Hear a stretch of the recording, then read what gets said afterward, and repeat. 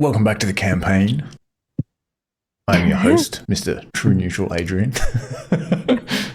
Coming to you live from the True Neutral Tower. And I have a question that I would like to ask the team. And that is, what do you remember from the last session?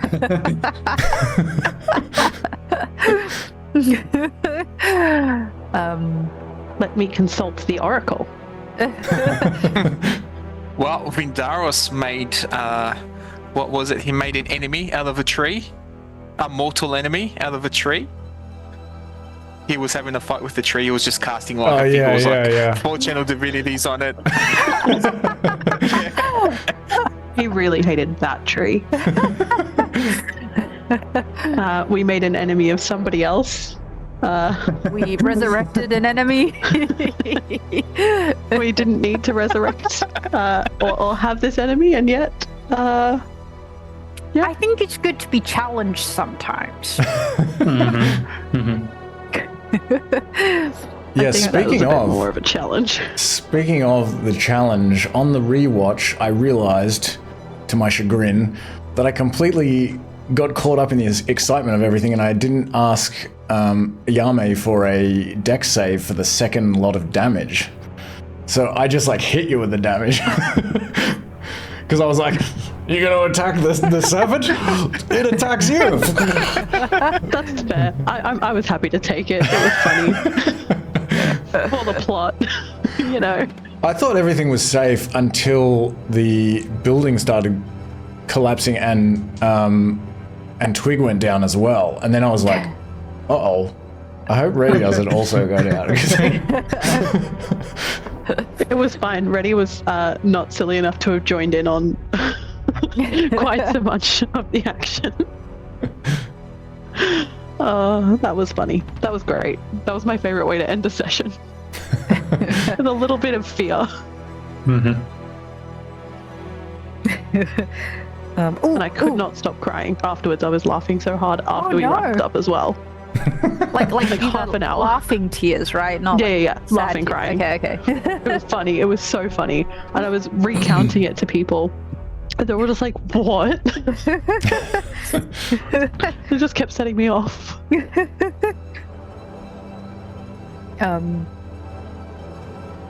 We helped Tristan get his components, and I was able to get my components. Yep. And create a bat. And Tristan... And we got more cool shit. Yeah, gave you some parting gifts, and you found some stuff in the troll lair as well. I don't know what to call the Tristan's staff. Staff of the Soul Reaper, something like that. I don't know. Ooh. I also don't know what to call the sword. Flaming Bronze Scimitar is as good as I've gotten. That's all So right. feel Hey, free to will name come up it. with something. Yeah, name it for yourself. What else? Reddy did some berry craft.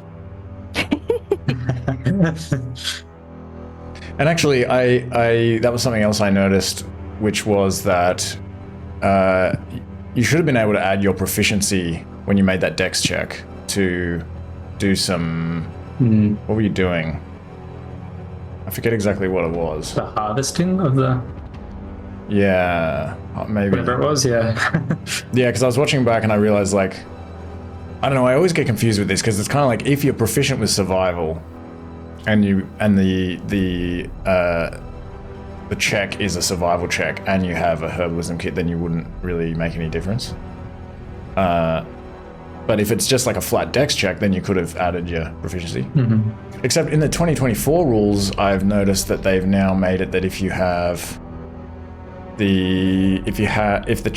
proficient in the skill and you have the tool, then you get advantage. I don't know if I like it. I have to think about it. Don't want to make it too easy.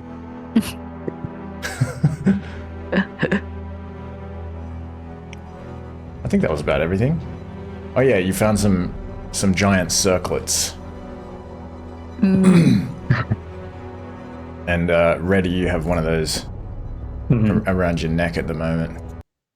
And a lesson may have been learned about reading signs. Maybe. Yes. Probably not. You learned what signs are. Something like that.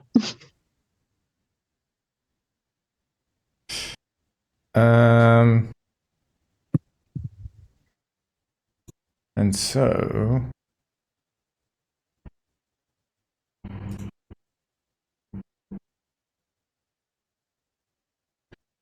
you're still standing in this chamber. It's some kind of old structure that's half built into a cave. There's like stone columns lining the walls, and now the ceiling has been destroyed and there's rubble everywhere, and it's just after midday, so the sunlight is streaming into this room and lighting everything up. And yeah, Reddy, you have this large metallic circlet around your neck. Or both of them? There are two circlets. Who has the other one? Yao Mei has the other one. Okay. He's just holding it though.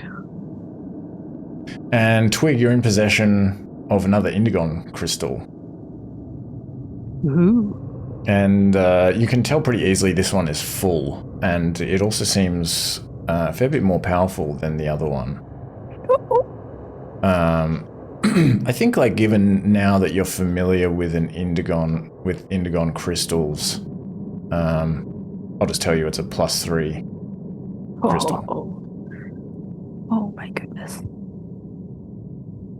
So, where is it? Okay. Do you want me to post it? Oh, yeah. I would. So that's starting to get a bit more useful than a +1. Which kind of is not that useful, probably. And yeah, there are two circular platforms in this room, and the left one of them has been completely destroyed, and there's this like gigantic circular chamber down there with all these sigils carved into the walls. You think potentially some sort of holding chamber that was holding this this so-called aberrant, which is now flown away to the east, sort of gliding through the air like a serpent underwater. And Twig wasn't able to identify any of these sigils. And Vindaros was standing outside on the other side of the pile of rubble, just holding the other end of the rope. What's Vindaros doing now? He's just got, guys, is everybody okay?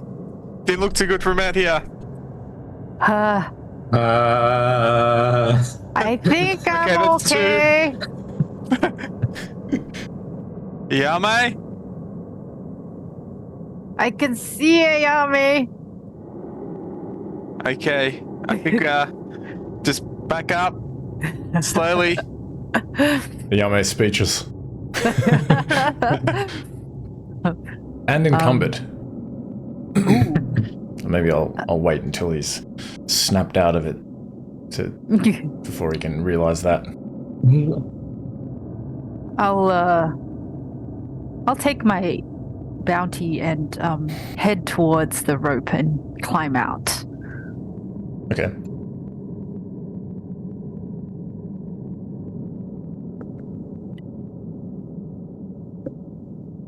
Yeah, I'll follow. All right, I'll say ready. As you go to leave the chamber, you have to walk over this right platform, this raised platform. And as you walk over it, you just kind of take like one step on it, just on the side of it.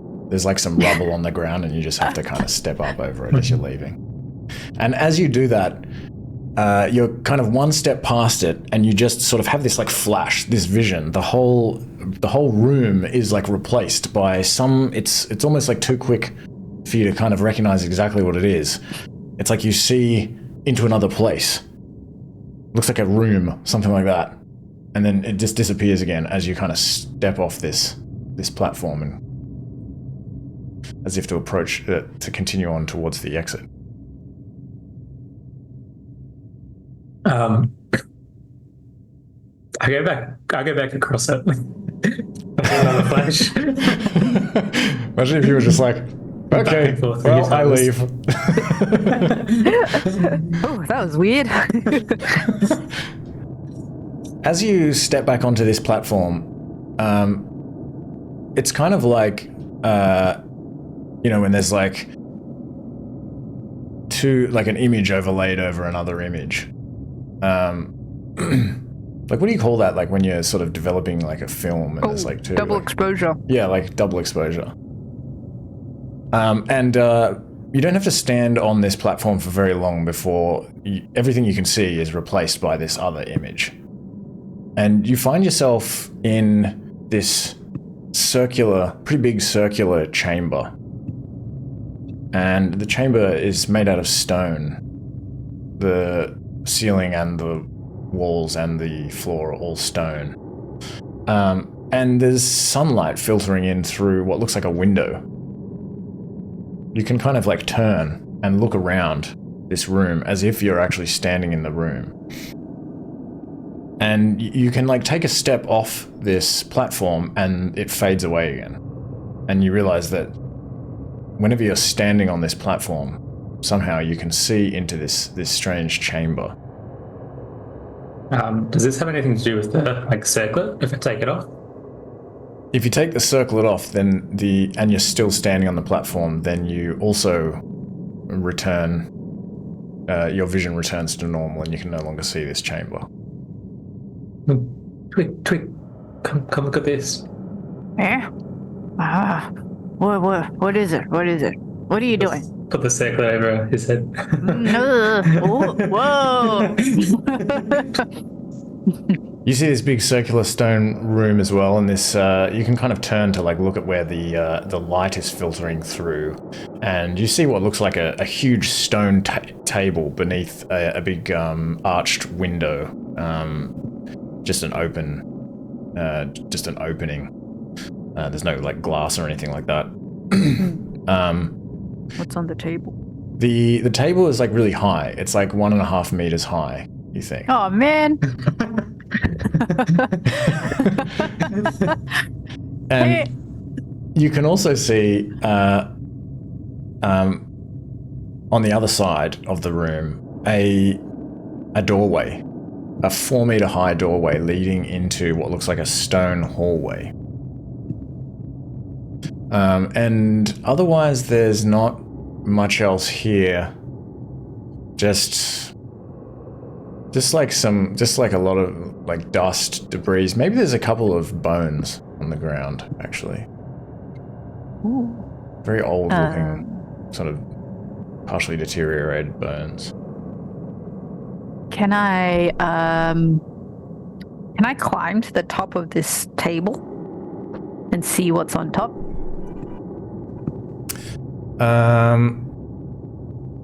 As you approach the table, you try to reach out and grab it, and your hand just goes through it.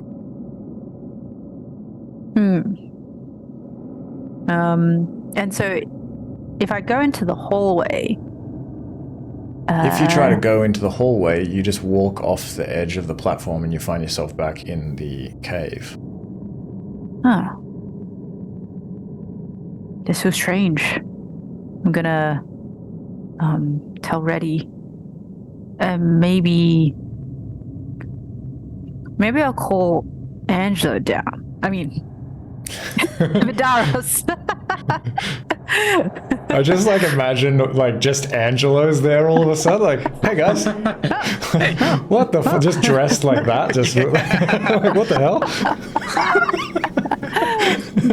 It's 3 months. Talking to Tarzan and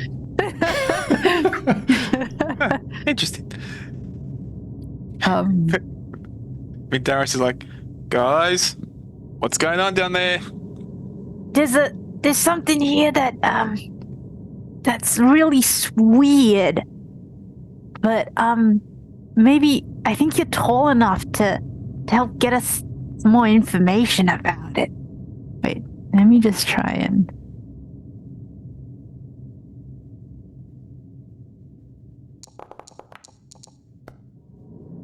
Nice. He can understand you. Can Vindaros tie off the... There's a rope up the top here that he's holding onto that people are using to get down, I believe. Yeah. Oh no, I've passed that point. I'm not sure. So yeah, I think you were just holding it from the other side of this like pile of rubble in front of the entrance to the cave. Oh, so I don't need to use it to get into the cave. Actually, if you want to get into the cave, and like you'd probably need to clamber up the side of this rubble, which would be a little bit dodgy.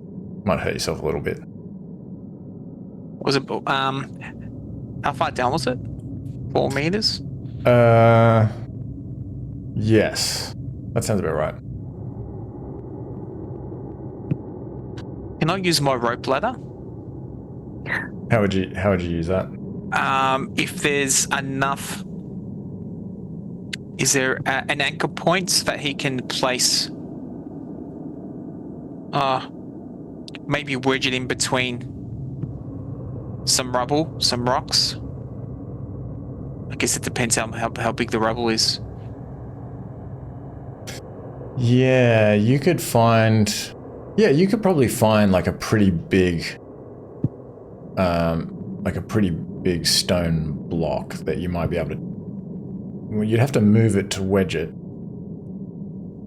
Okay, it's a 5 meter ladder. Even if he puts this boulder on the first few runs of it to stop it from sliding, and it should give him enough slack still to reach the bottom. Wait, oh sorry, I thought you were climbing up the rubble pile from outside. Oh, sorry, sorry, my mistake. I just lost. I didn't realize it was up. I thought it was down. You got to do both. You got to like climb up to the top of it and then climb down into the cave. Okay, let's go for it. If there's, I'm still gonna. If I can anchor this rope somewhere out here, I'll do that and then make my way in. I mean, if you want to wedge it under this big stone block, maybe give me an athletics check to see if you can sort of move the block. Okay, let's go.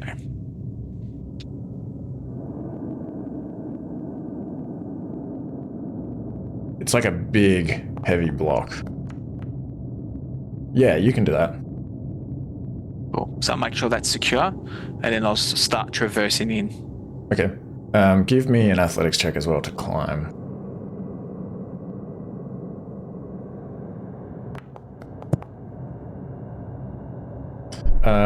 Yeah, you managed to make it up there without hurting yourself on these sharp rocks and things.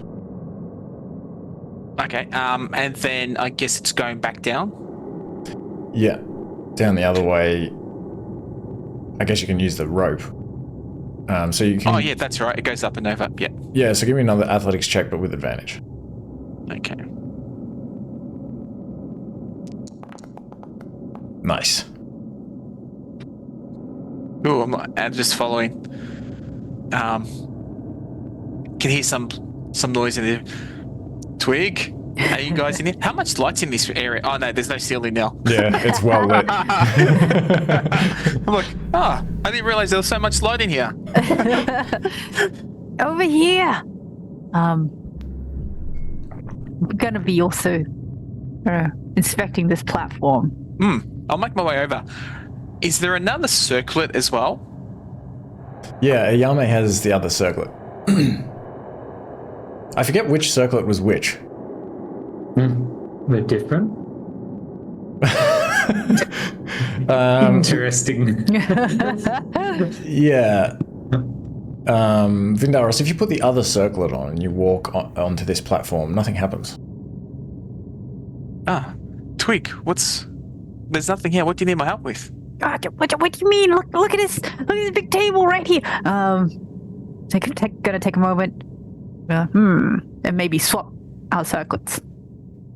I think I might have gotten them reversed anyway, because I think like if Reddy went down into the chamber and got that circlet, that was probably the circlet that shouldn't do anything on this disc. But maybe you and Yao Mei, I don't know. We traded them. I was like the quarter stars. I was looking for the best one. Is there anything left of the other disc? No. Completely shattered. Yeah, the aberrant just like came up through there. Okay. So Vindaris has the other circle Yeah, on. I'll swap it. Yeah. Yeah, and so he sees. yeah, if you walk onto the platform, you see the same thing. Okay.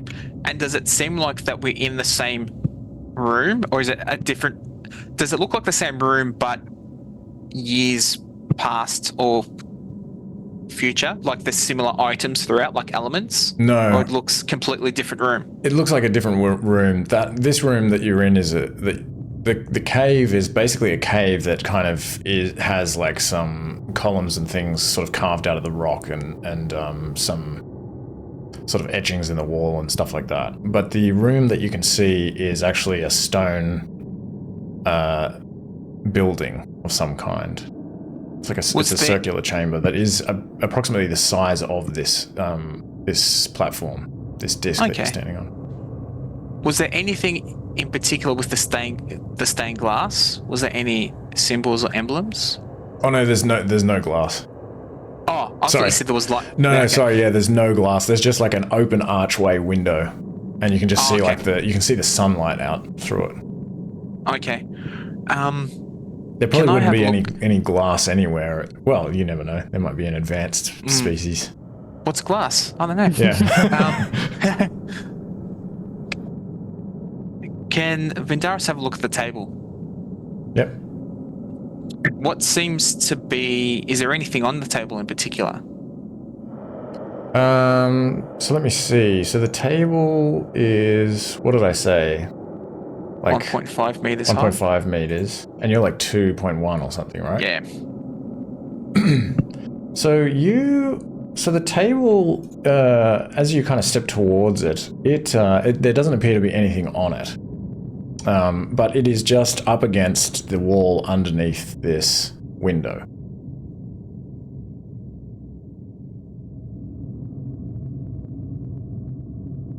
Okay. Is it a... Sorry, was it a solids table or plinth? Can I... Yeah, it just looks like a big stone table. Stone table.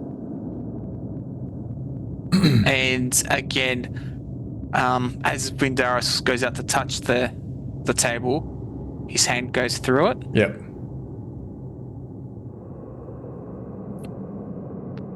Okay.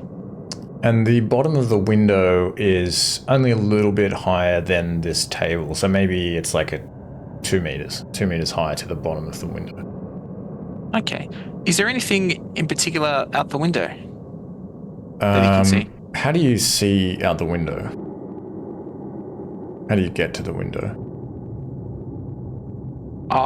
If I walk towards the table, am I off the platform? Nope. So I might just be in the middle of the table. Yep. I just wanted to see. Yeah, like he goes to step up on it and go... Yeah, you're able to just walk through the table all the way up to the window, and sort of it's just low enough for you to like peer out, and you can kind of stand on your toes almost and like look down, and you see far below. I guess it's just low enough for you to kind of, if you get up on your toes, you can kind of get like a view down.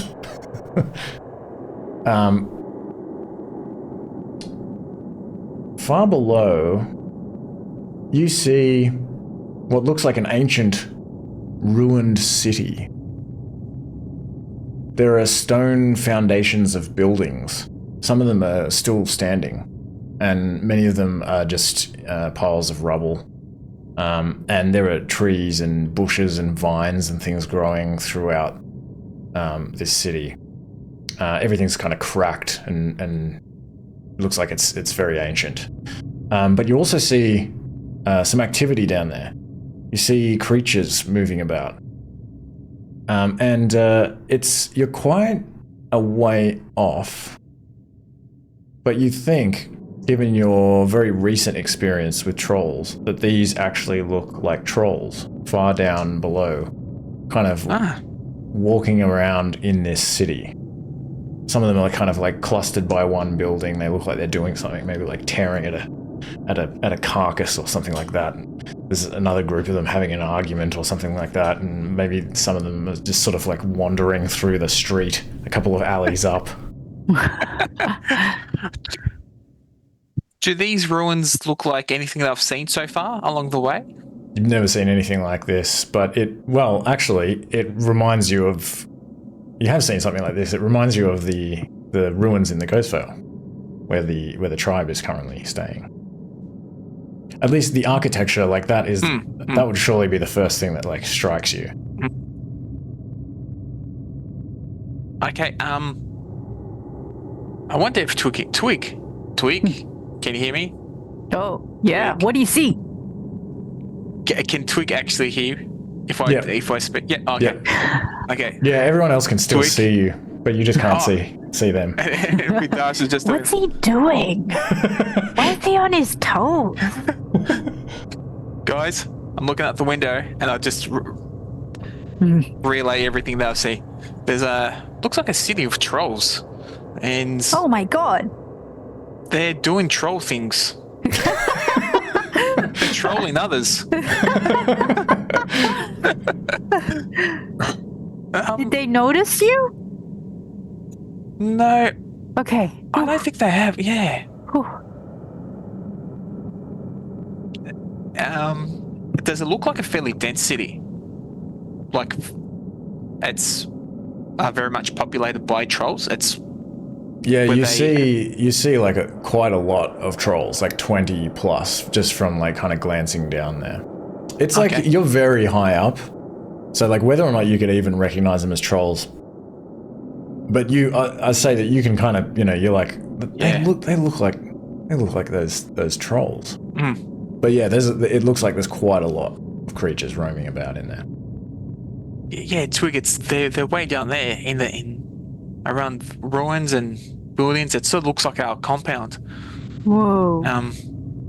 Are they are these ruins, are they like ruined? Are they just like, did they destroy the city, do you think? I think they're just occupying it Oh, and okay. making the most out of it, I see. and like taking camp in it. Interesting.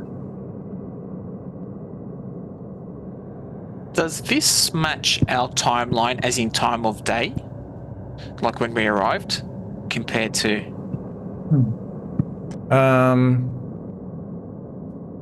Yeah, I would say that it'd be pretty easy for you to sort of look up through this window and get the sense that it looks like it's approximately the same time.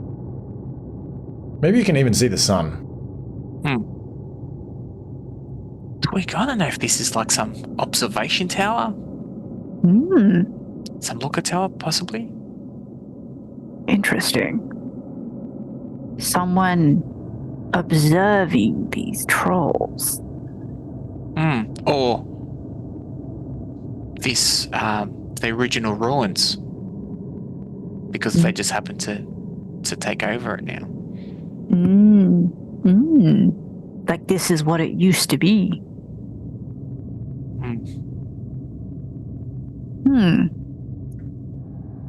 How strange. Does anything happen if we put on both circlets at the same time? Nothing happens. Oh. Hey, ready? I got a feeling someone's trying to put the other circle on Vendaris. It's like,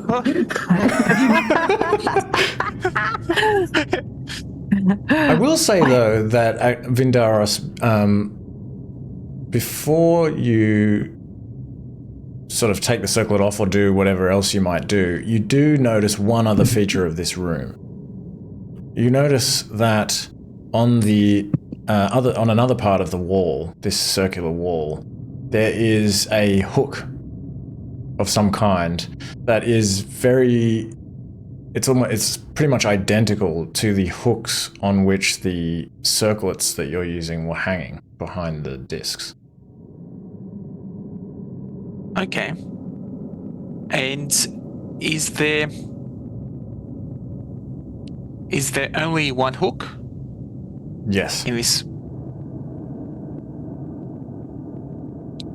Is it in the similar spot that the hook in the chamber would be? Yeah, To like the hook in the same height, same height. Okay. but there's no circlet on it or anything. Can Vindaros take off the circle and hang it on the one that he sees in the room? When you try to do that, the circlet just falls down onto the platform in the cave, and you're just sort of back in the cave again. Okay. I'll relay that piece of information back to Twig and Reddy. Or I guess it would happen as you take it off, but maybe do it quickly. I'll be like,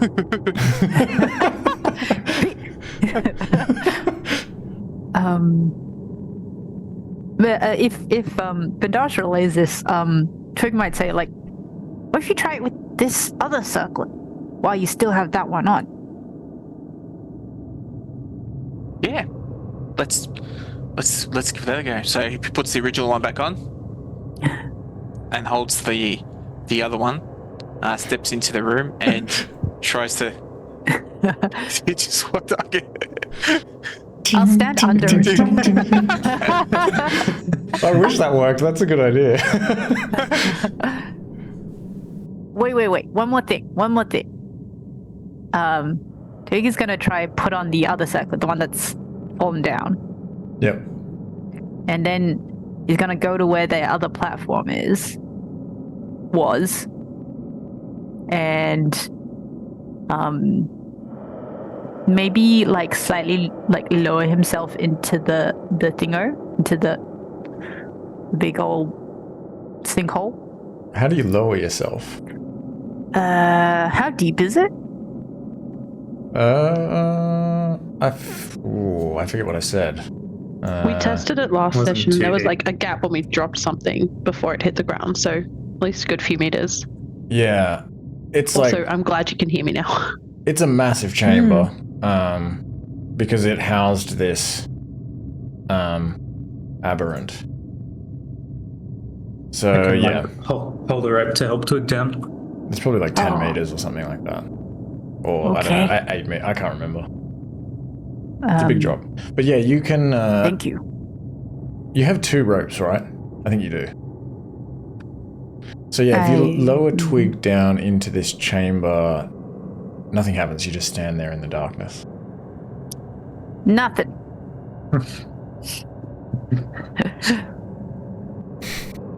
I'll come back up. I'm all out of ideas. Do you think it has something to do with the crystal? Ooh, it's a good point. I'll bring out the crystal. It is all shiny. Yes. The crystal sort of lights up this enormous chamber with this pulsating indigo colored light, but otherwise nothing happens. What if I give the crystal to Vindaros? You climb back up he's the rope, putting the- you mean? Huh? Oh yeah, after I climb back up the rope. Give me an athletics check to climb back up this rope.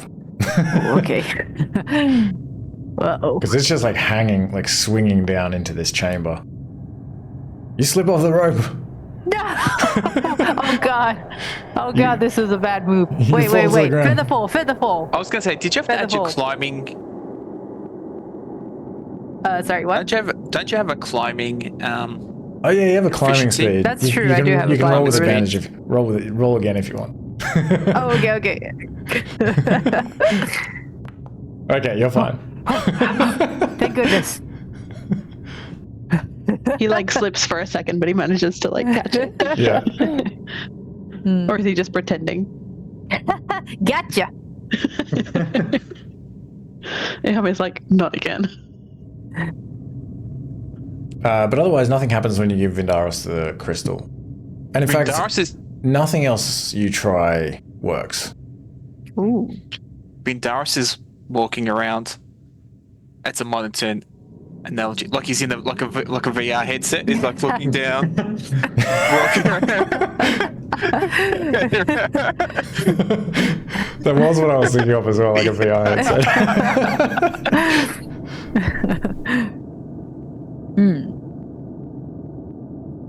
Does the circlet like vision only work when you're like wearing it?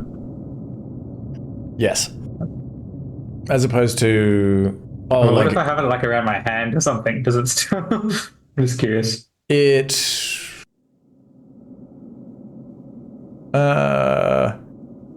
No, it has to be around like your head or neck area.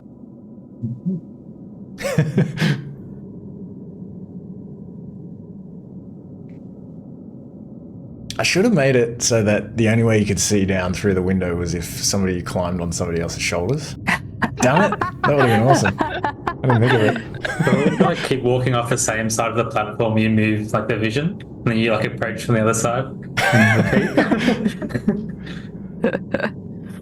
Was that a question? No, that's... All right. Yeah, no. If you walk off the side, it just like you just come back into the cave. Okay, Vidaris takes off the circlet because it was fairly large from memory. Yeah, it's kind of like almost like a belt size. So we could put multiple heads in this circlet. Yeah. Totally. Twig, come here. Oh. Whoa. Squeeze it over the top. Twig, like the biggest head and the smallest head. This I have never done before. I want to give you psychic damage or something, but I won't. Like it just goes like short circuits. Like I'll say you can both see the room. Wow. Except either Vidaris has to be crouching down. Yeah, true. Or I'm wedged. No, I'm holding you like a toddler. Oh, okay. Okay. So we can look out the I'm window. being boosted. Oh, So we can both look out wow. the window. See? One day. Hopefully we won't come across Lexitors. Do I see any like snake-like creatures in that scene? No. Okay. Weird. Maybe they're Trolls. used to communicate with whoever used to live in this building. Yeah. Wait, would that mean they could hear us? Hey, Vidaris. No. What if I yell at them? And then could Yeah. we take it off? Yeah. Yeah, I'm gonna do it. Okay. Oh, actually, Yeah. you can drop one of these stones on it. Oh. Bindaris has like a handful of stones he picked up from the Okay. a while back. And gives one to Twig. All right. Twig's gonna fling it. It One it of just the like trolls. it nearly hits. Ow. It nearly hits ready. Yeah, it hits ready. Oh, sorry. The trolls sound like ready.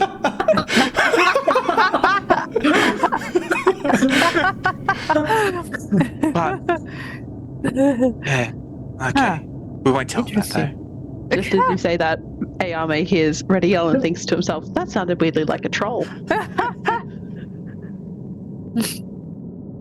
Okay, I think we. I think, yeah, we've done all we can here. What, did you feel you that you call out to also them? yelled? Yeah, did you call out to them as well? Oh, no, yeah, I can yell. Okay, I'm gonna yell. Oh. Can Ho ho! I was just looking at Twig to see if Twig has the amulet on. Ah, Who had the amulet I on? didn't. Even better idea. yeah. You can have it on. Okay, Twig has it on. Hello!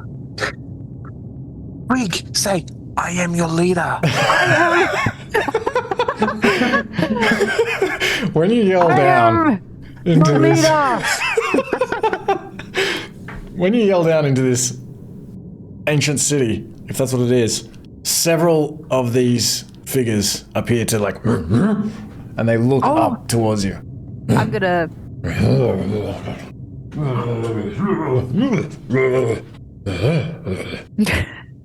I Whoa! think What?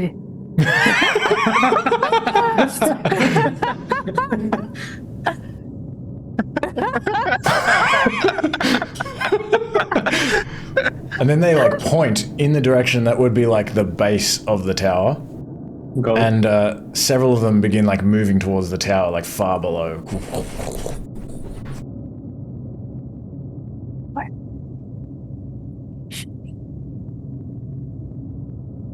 In this room, are there any doors besides this arched window or this Yeah, archway? there's like a big, what did I say, 4-meter door Oh, that's right. You said leading into a 4 meters. hallway. But if you try to go out there, then you just step off the platform. Yeah. Is there I'll ask Twig and Vindaris, is there a platform like the one that we have here? On the floor? Does it seem to be the same material or anything? So the floor is like kind of covered in dust and muck and stuff like that. So there's no platform or... Is there any symbols or anything on the floor? Just basic stone floor gathering from the building? If you have like a careful look around, you do find evidence of sigils that look very similar, if not identical. You know, if you get like this, identical to the sigils that are on the platform that you're standing on. Oh. Mendaris. Yeah. We should see what happens when they come up here. And then we take it off. We take off the hat. That sounds good. Okay. I'm ready for anything. After a little while, you do hear this like echoing, like roaring sound, like that sounds like it's coming from the hallway or something. Like, and given a couple more minutes, 3 huge trolls like run into this room and just look straight at you and are like, and like try to like swipe at you. They seem aggressive. They seem aggressive. Oh, okay. I don't know, like angry is Clearly not monarchists. They're Clearly trolls. and they're just like they're trying to kill you. They're like swiping at you, but you're just like standing there. They're sort of like jumping around the room and shit, like moving the table, like. Hey, I'm gonna. Can we see out the door now? Wait, you could always see out the door. There's just like a I hole, thought like it was a closed. No, it's just like an open archway. Okay. There's no wood or anything like that. And there's just like this hall, this stone hall, sort of disappearing into the darkness. And eventually they kind of like calm down, like. Twig, maybe you could speak to one of them. What is your name? You're their leader. Why? I am your god. You must answer me. One of the trolls like turns to another troll like, you also see Thrag's god? But the other troll's like, that not Thrag's god, that Brog's god. The third troll is like, oh, both of you shut up. That is food. Look how small it is. No god is that small. Quiet, you.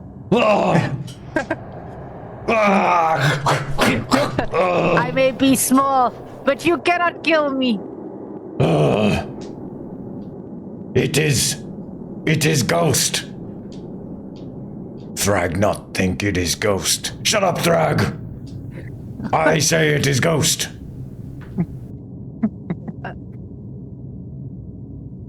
Who?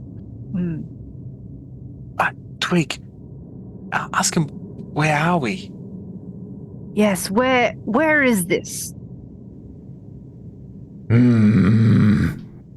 Don't speak to it.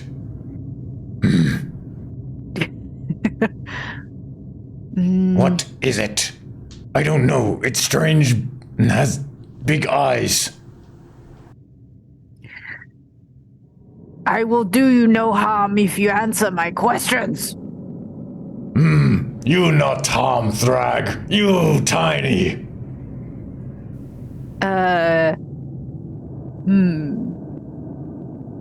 Can I? No, I don't want to do that. I'm gonna wave menacingly, and brandish my bronze dagger in a very intimidating way. Give me an intimidation check. And I was going to mention towards the, like, if there's like a build up, Darius wants to just do a trumpet blast. Like, Ooh, yeah. as Twig does it. Okay. I was about to say give me a roll at disadvantage. But I haven't quite Wait, gotten that far, so... Well, because they know that they can't interact with you, and yeah, but I guess they don't know that. Yeah, all right. Give me a roll with advantage if the trumpet blast happens at the same time. Wait, can they see Vindaros as well? Are you like Yeah, both we're both standing wearing there? the same. Yeah, we're both wearing the same circlet. Oh, that's even that is even weirder. It is two-headed monster. That's right. Fear us. I mean, fear me. Oh, whoa. They look a little bit concerned. What you say, Thrag? I don't know, Brog. I think Cloak is right. It is Ghost. What you want, Ghost? I Ghost want to with know. 2 heads. And trumpet. And at least 3 limbs.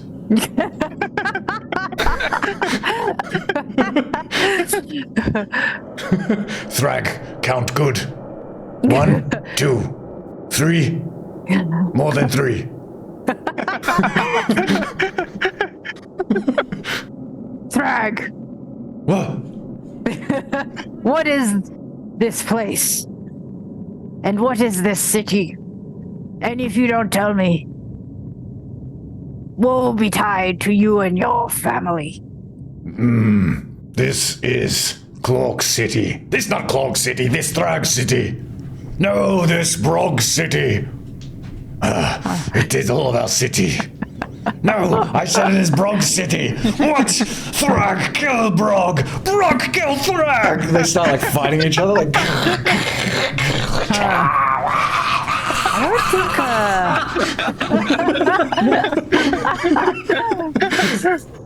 I think we've got what we can get from these guys. Yeah, maybe Twig throw in a curse and curse them. I don't know, just for fun. Oh, yes, I'll... Next time they see us to be very fearful. Just in case we see them on the road and they say, "Oh, we saw that in the tower." That's true. Silence! You have disobeyed my command, and I shall cast a most evil curse upon you and all your kin. And I'll start.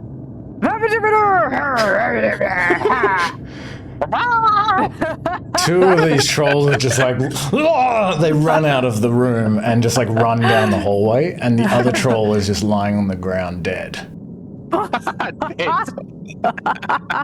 We did that! Okay. Interesting. Evidently beaten to death by one of the other trolls. In case that wasn't clear. It may not have been your spell that killed it. I think they gave us a blood sacrifice, Twig. That is true. It is sufficient for now.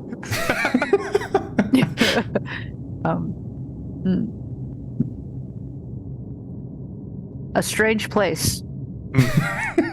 We should keep this so we can come back. See how they're going. Is this platform portable? Like, can we dig it up, or like? It might be possible. It seems to be just kind of built into the floor from what you can see. How large is it? Maybe about like 4 meters diameter.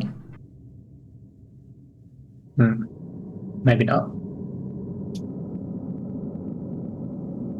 We should Yao Mei. mark this on the map.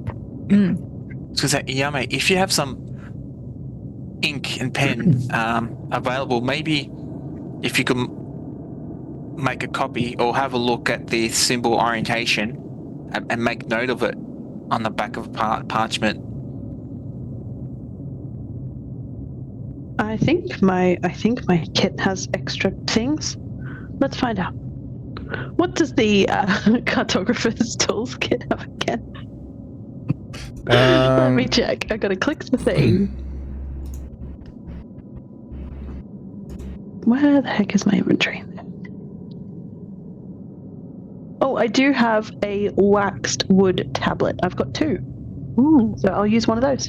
And I'll try and jot down some of the markings and stuff. So I think the only thing is, I'm just trying to think, how have you been mapping everything so far as you've been traveling? The cartographer's tools has charcoal sticks in it. Mm-hmm. So I've just been using that, I'm assuming, just as almost like a crayon, I suppose. Just kind of scrawling like little things. What, scrolling them on what though? Most of the things I've been transcribing have been on the map that I have. Okay. Everything else, I've got 2 wooden tablets in my... So the map that you have is like it's a pretty zoomed out map. So like if you're kind of actually mapping like, 5 kilometer radius areas, diameter areas, sorry. It might not, I don't know how easily you could do that in detail on that map. Where is it? Strange map? No. Captain Zegler's map.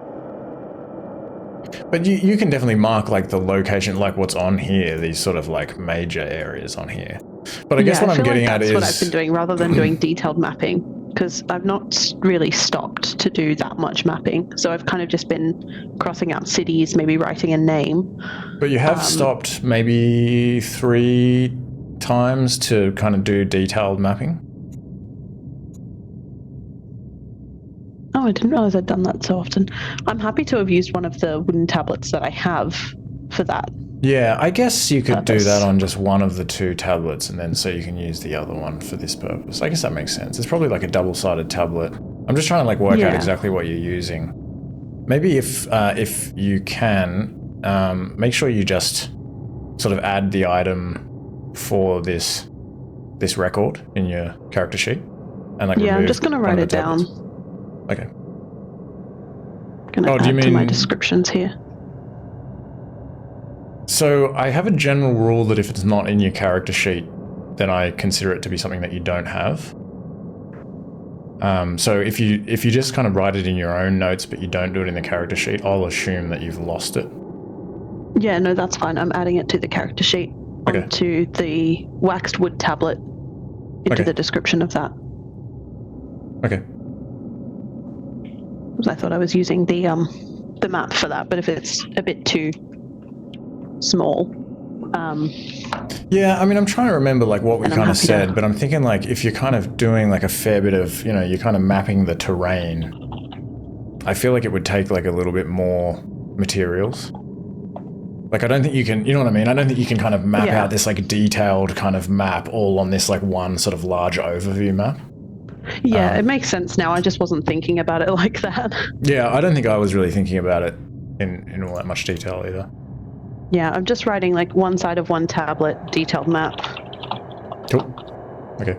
Locations, and then I'll write on the other side, and I'll see if I can sketch the platform with all of its sigils and things. Sweet. Try and map locations within that. Okay. Yeah, maybe I need to come up with a concrete way of like working out exactly how much materials you use while you're mapping. Maybe you can do like, I don't know, 20 hexes per wooden tablet or something like that. I'll get back to you.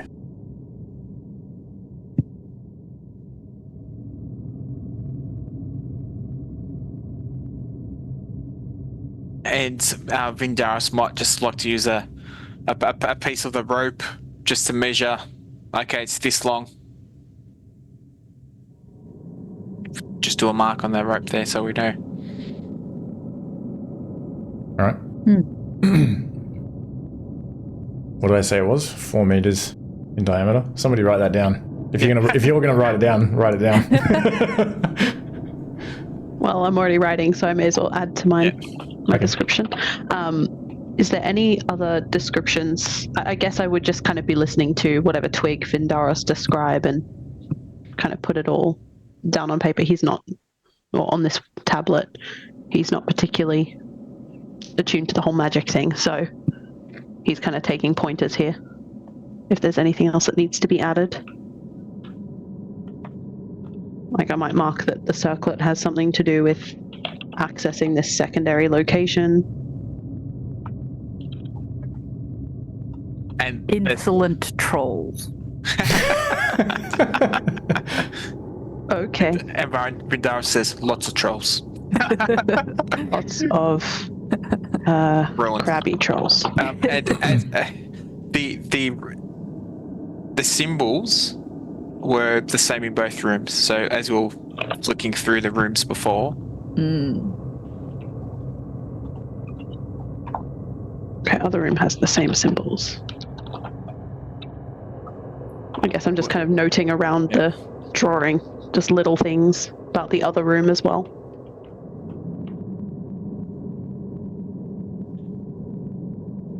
Good work, Twig. Nice. I think we inspired a lot of fear today. We've got some more followers.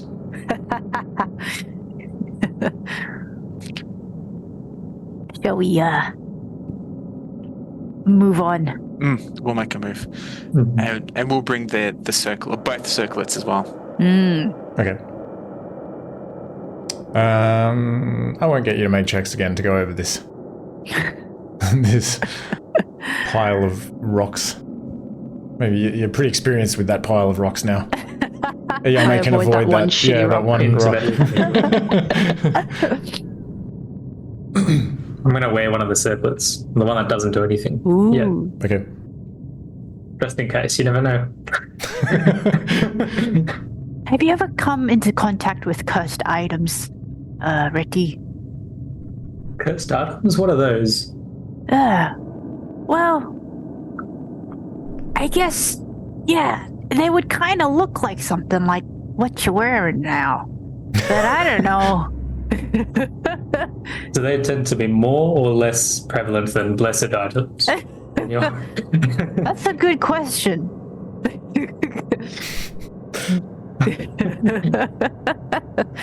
I just think it's like a nice little necklace. Maybe I can hang some keys off of it or something. Oh, that's a great idea.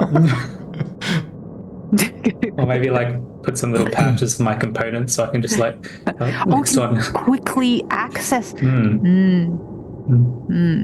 Very innovative. Lexitor Ratty.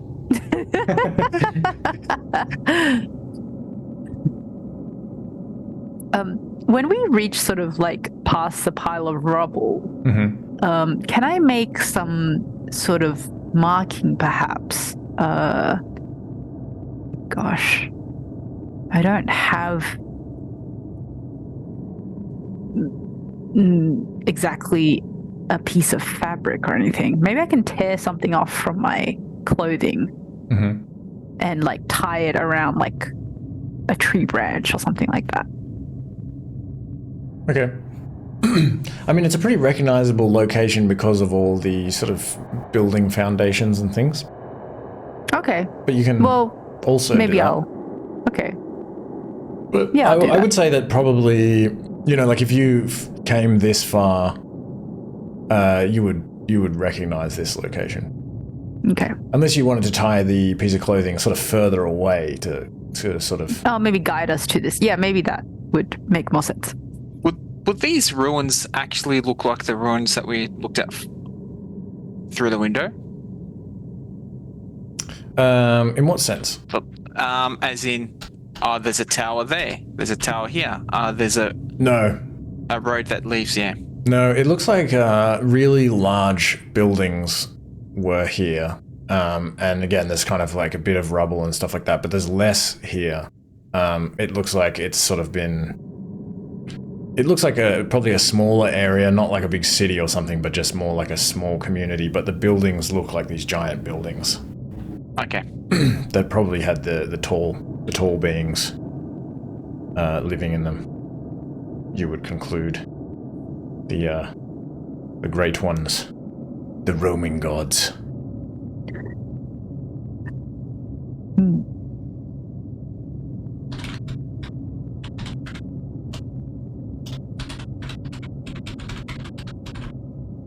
What did you tie the piece of cloth to? A tree. Okay.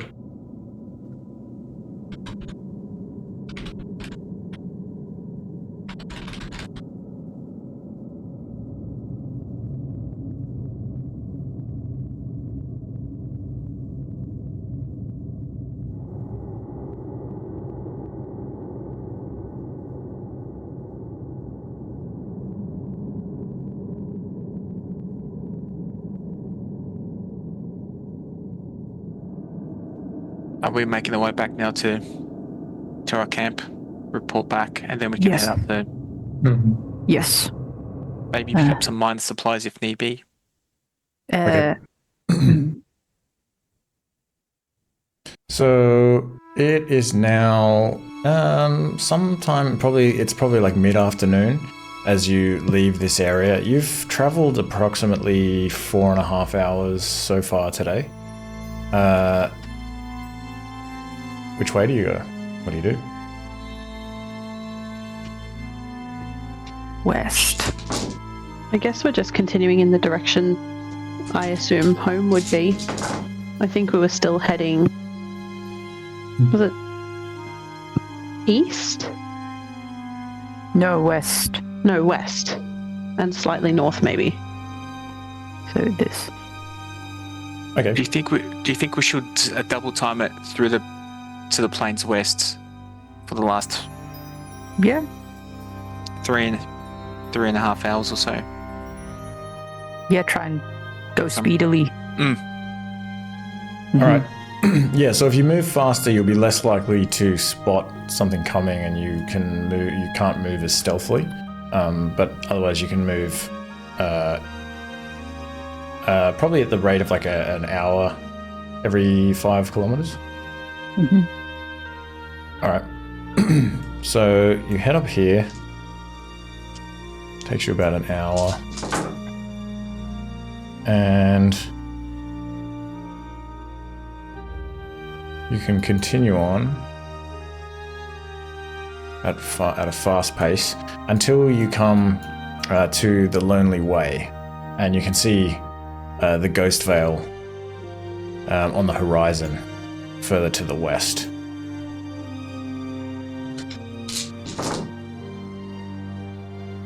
And let me see.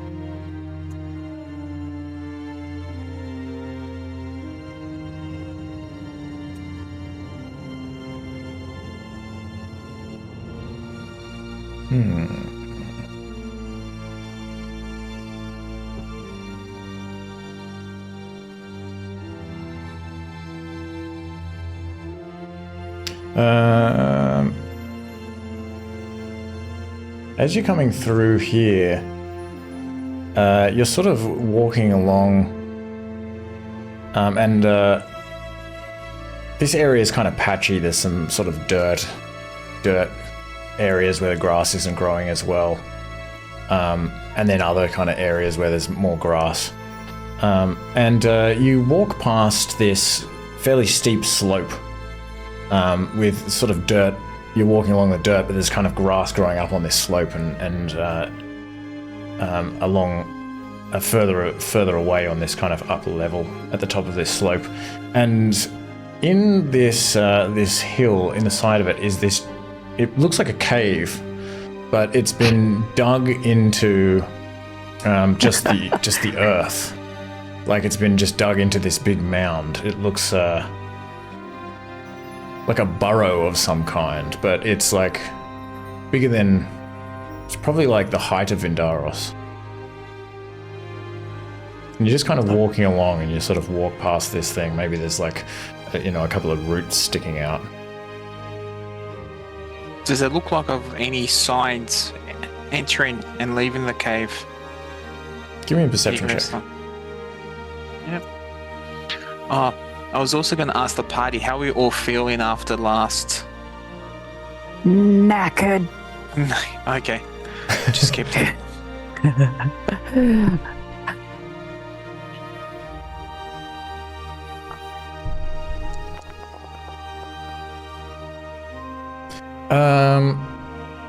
Yeah, you do see, it looks like maybe some of, like maybe part of the reason why this area is patchy is that there has been, well, it looks like it's been sort of disrupted somehow, kind of, I don't know, you can see sort of scrape marks in the ground and maybe what looks like kind of footprints or something like that sort of going into this this burrow and out of it.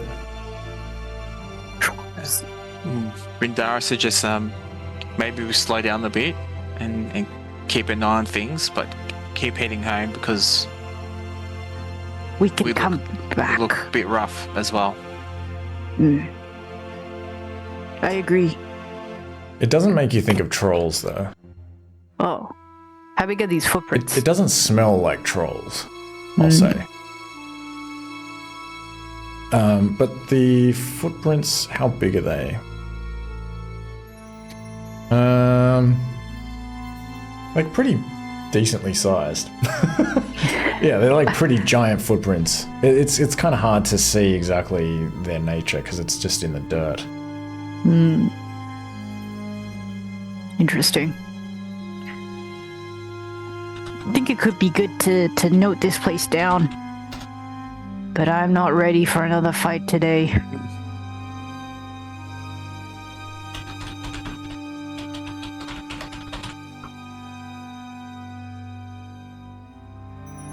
All right.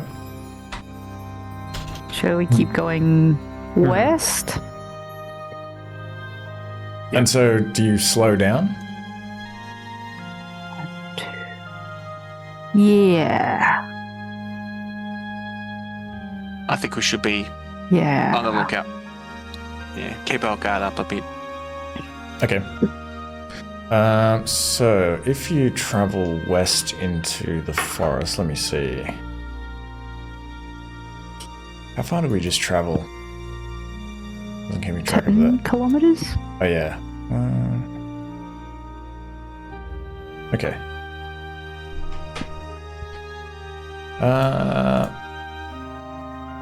You've traveled 6.5 hours. You feel like this journey into the forest will start to become pretty exhausting. There is a...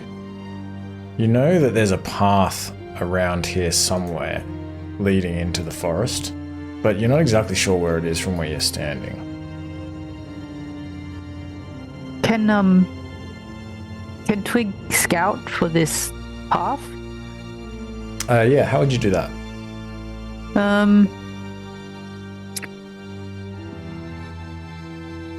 Rindara would also like to assist as well.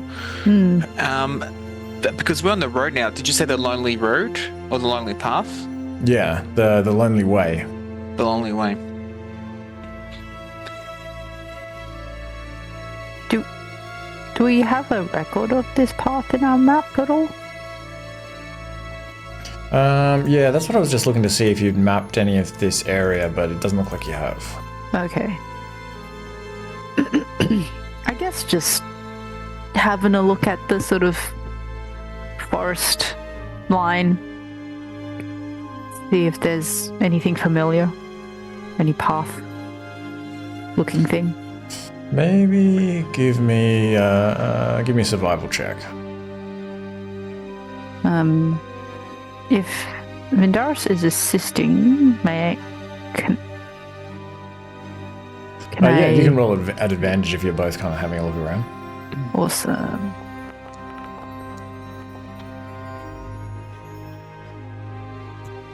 I'm just trying to think if you have been exactly here before. I feel like maybe You might have come through here with Tristan. Yeah, you probably did actually. Yeah, okay. I will say that with a 15, you think that the path is somewhere to the south. Like here? I think it's like a little way.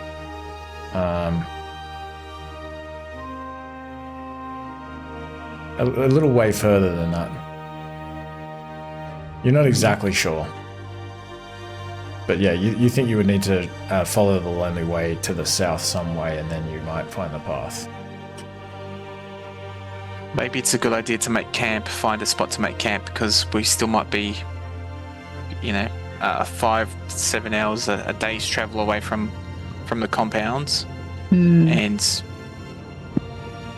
we're not in the best shape to fight exhaustion and fight. Good. Okay.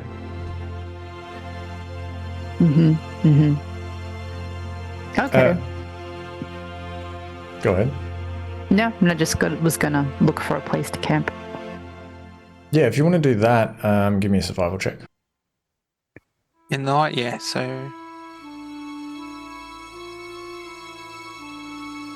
would you like... Oh, yeah, okay. Oh. That's okay. Yeah, I mean, you find can... nowhere. Well, I mean, you can see, like, kind of along the road, like, this area is, like, fairly open. Maybe a little bit further towards the tree line, you could sort of set up camp around there, or even just beyond the tree line slightly.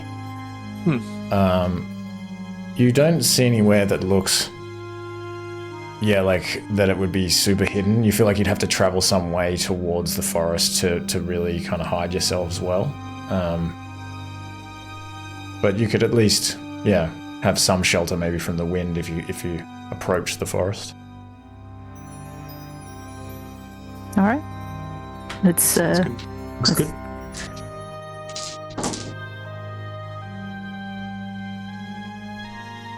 And it gets really quite cold as it begins to get later in the day. The sun begins to set as you approach the Ghostveil and set up camp here. Do you light a fire or anything?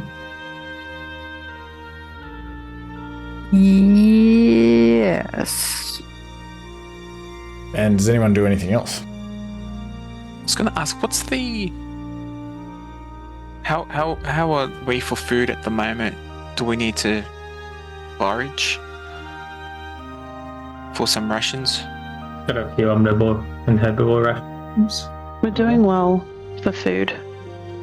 Okay. Food is good. I was going to have a look for more herbivore rations or anything growing, just to see if there's anything, so we don't have to use the rations that we have prepared. I'll start the soup now. Maybe you guys go have a look, and if you find anything good, we can add it in. Okay. Let me see. So it took you probably about an hour to find this camp location, and maybe a little bit more time to kind of set up camp. So yeah, the sun at this point is beginning to set. As ready, you kind of begin heating up this pot of soup over the fire. And Yao Mei, if you want to kind of forage for some food, how long do you want to spend doing that? I'm happy to spend a couple hours sort of foraging. 2 hours? Yeah, 2-3 hours, something like that. 2 or 3? How long are people willing to be patient? 2.5. 2 3/4 of an hour. I'll do 2 hours. That's fine. Okay. Yeah, give me a survival check. And you're just looking for food, right? Yeah. And specifically, flora or fauna? I'm thinking stuff that would go in a stew, mostly like veggies and tubers. Most of us are either omnivores or herbivores. Okay. And I'm pretty sure Twig's good for carnivore rations.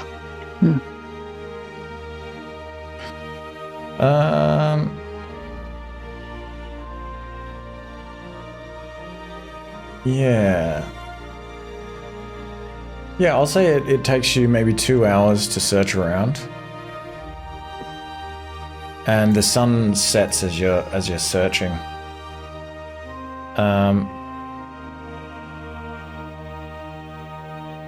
But eventually you do find something. Let me see.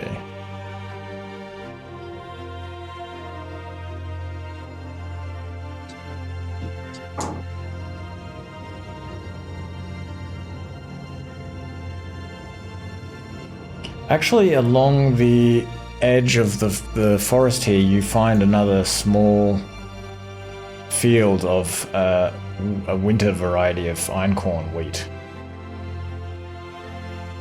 But you do know that would take you some effort to, like, to grind the seeds down and everything, and unfortunately that's all that you're able to find. But you find, maybe I will say, you can collect... Probably take you like a little bit of time to collect some of these seeds, but you can probably find... You find about 2 herbivore rations worth of seeds from these einkorn stalks. But yeah, unfortunately it's not immediately edible. That's something. I'll head back. Okay.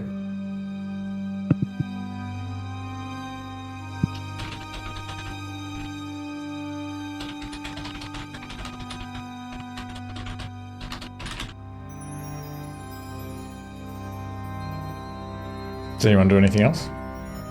Can I attune to my cool bone staff? Yeah, you can do that. So that'll take an hour, I think.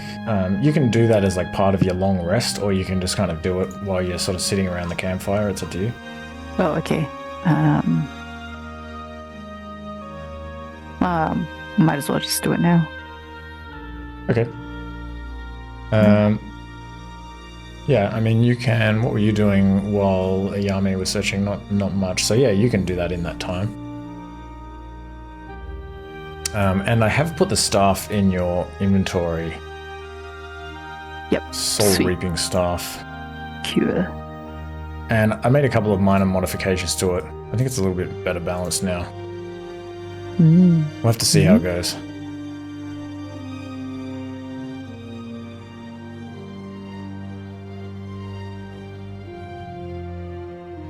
Cool.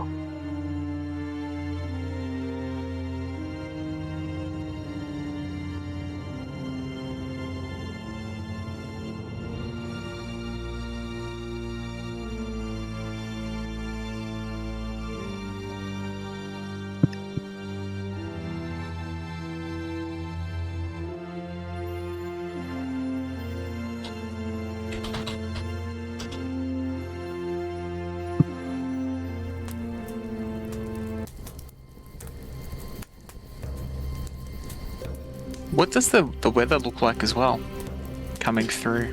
The sky is pretty clear, and the wind has died down to the point of there's almost no wind now coming from the north or from anywhere. But it is pretty cold. It's like maybe about 4 degrees Celsius. Pretty chilly. Okay. Maybe if while Yao Mei was gathering foraging and Twig was studying his stuff, Vindaris could just be prepping camp, possibly to make it a bit more secure, or then maybe to hide some of these fires, if some recesses, some dips in the ground, so that it's not like an exposed flame, but more one that's in a bit of a ditch type of... Like you want to like dig a ditch and put the fire in the ditch? Yeah. Yeah, you can do that. That's you more. don't need to make a check or anything to do that. Just to sort of hide the light. Just to hide the light, so we can have some fires and yeah, throughout the night. Okay, sweet. You can do that. And it's at this point, so you woke up at like the equivalent of 9, and it's now about 9. So you can sleep at this point if you want. Probably get up pretty early if you did that. Or you can just kind of sit around. Ooh.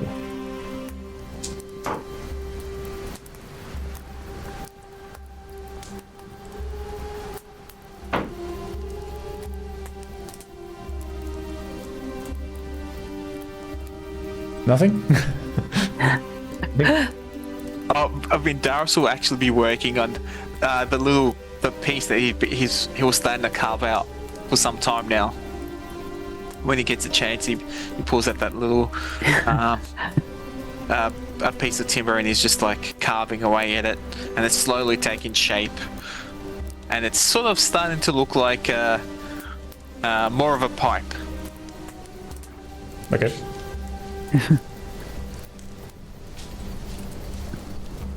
All right. If no one wants to do anything else, you can sort of turn in for the night. Maybe, I don't know, if you kind of, what time, how long do you spend kind of sitting around? Do you just sort of turn in immediately, or? I reckon we talk for a little while, just kind of talking shit, laughing about how silly Twig and I were.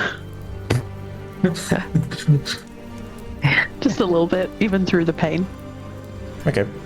Probably explain to Vidaris what happened. Yeah. I just had a lot of Debrief.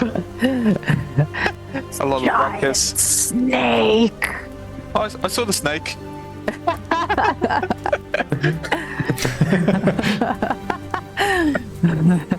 Someone We did inevitably makes a joke about their snake, you know, just derails. All right. Well, The usual. we'll say then that you go to sleep maybe around midnight. Seeing as like previously you went to sleep at around like just after midnight, I think. And so everyone eat your rations, required rations. Reddy, Required you rations. would have been able to cook as much of that as you need. However much you had. Yeah, who am I?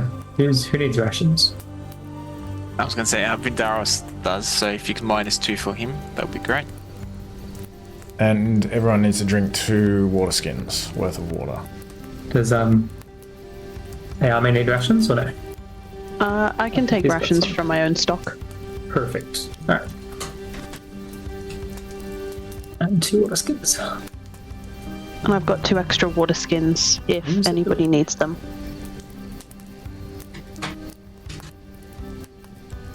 No, all good. Thanks.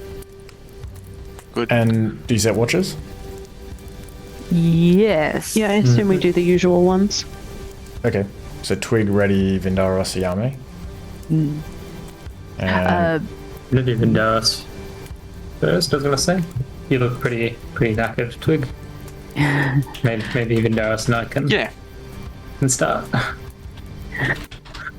all right. Thank Sounds you. good. And Yao Mei, you take off your armor, and everyone can sort of turn in for the night. I'm assuming you take off your armor. I just have a note reminding me that you probably would want. Yeah. Probably would do that. Yeah, I'd be doing that every night, and then when it's time for my watch, I'd put it back on. Cool. And everyone can learn a language for the day. And does anyone else do anything in their sort of 2 hours of like low activity time? Is this before we take long rest? No, this is like part of your long rest, because you need to. A long okay. rest takes like 6 hours of actual sleeping, and then 2 hours of sort of. You can, Okay. do like some light reading or something like that. No, I'm good. All right. So in that case, you wake up sometime into the day as the sun is rising, and the wind has like picked up pretty significantly, and as you're waking up, actually, there is a pretty it's funny you asked me about the weather, Angelo, because the Vindaris, you kind of like open your eyes and look up into the sky and you see some fairly dark, heavy looking clouds rolling in, being blown in from the north, from the sea, potentially by these strong winds. But nothing else happens in the night. And you can otherwise get up and do whatever you have to do, stamp out the fire. I'd say at this point, any unprepared herbivore rations or carnivore rations would probably spoil. Can I extrude a flower? Oh yeah, extrude. Okay. Hey? Yep. Ah, Give me a d6. yes. Ooh, sustenance. Nice. I'm gonna eat it immediately. Okay. It's so tasty looking. Maybe take note of that in case I forget that you've already eaten for the day. Yep. Yeah. All right. Meat flavored flour. Just like a grub. And so do you head south along the path or do you just head directly into the forest? Let's find that path. Yeah, let's find the path. We're pretty close to it. And then we can head back into the forest. All right. So you can move along this path pretty quickly. The lonely way it probably only takes you about half an hour to travel down here, seeing as you're on this road. There's no obstructions or anything like that. And as you come down here, you can see, sure enough, this much smaller kind of trail leading into the forest to the west. And you can head into the forest following that trail, and it probably takes you maybe another hour and a half to follow this trail into the forest. And you do, as you're walking through here, walk past this hunting blind as well, so you kind of know that you're on the right track. But you only have to walk for maybe like another hour or so, and it begins to rain a little bit, just a light rain. Finally got. Yeah. I feel like it's because I started talking about it. Like maybe I just wasn't paying attention to the. Global to the warming, that's dice fine. The season's all thrown out.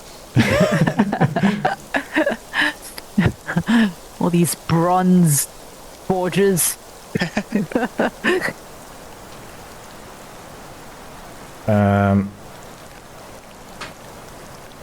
Yes. If you like a marching order, Vindaris is happily take the lead. Okay. And you don't see much else as you like continue down here, like following this path.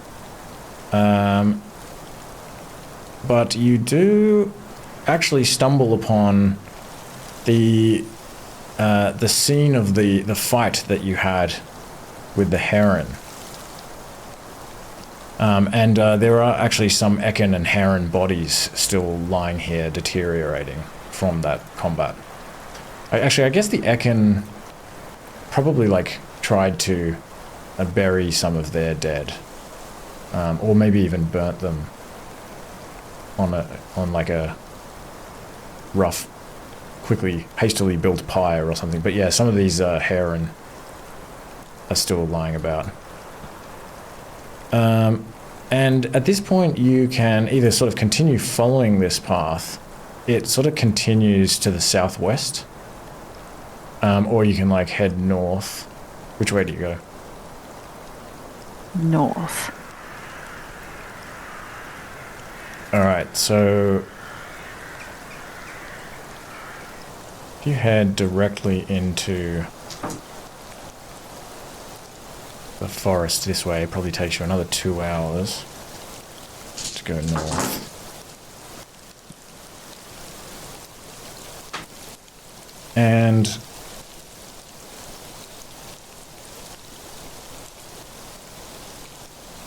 is anyone doing anything while you're traveling? Keeping an eye out. Yeah, same. Yeah, I guess we're sort of assuming that you're doing these default roles. So like, I've got Reti is kind of keeping an eye out. Yao Mei, you're keeping an eye out and navigating if you need to. And Twig, you were scouting, and Vindaris, you were scouting ahead as well. Yes. But you don't really need to do that because you feel like you feel like you're on the right track here. You don't feel like you're getting lost or anything at the moment. Do you do anything else? No, I don't think so. No, just being aware of our surroundings. Okay. Is there any opportunities to do any sort of like foraging? Like While sort of you're besides the path? Yeah, while we're moving. while you're traveling, you can keep an eye out, but you might find something if you're lucky, but you sort of can't forage thoroughly. If you want to do that though, you won't be able to keep an eye out for danger. There's no danger here. Okay. So if you're keeping your eye out, unfortunately you don't spot anything other than just more of this thick undergrowth and all of these ferns, moss everywhere on all of these rocks and trees and things, but nothing edible and nothing that looks like you could use it in a spell or anything like that. But as you're coming through here, Yao Mei and Vindaros. Oh no, sorry. Yeah, Yao Mei, give me a perception check.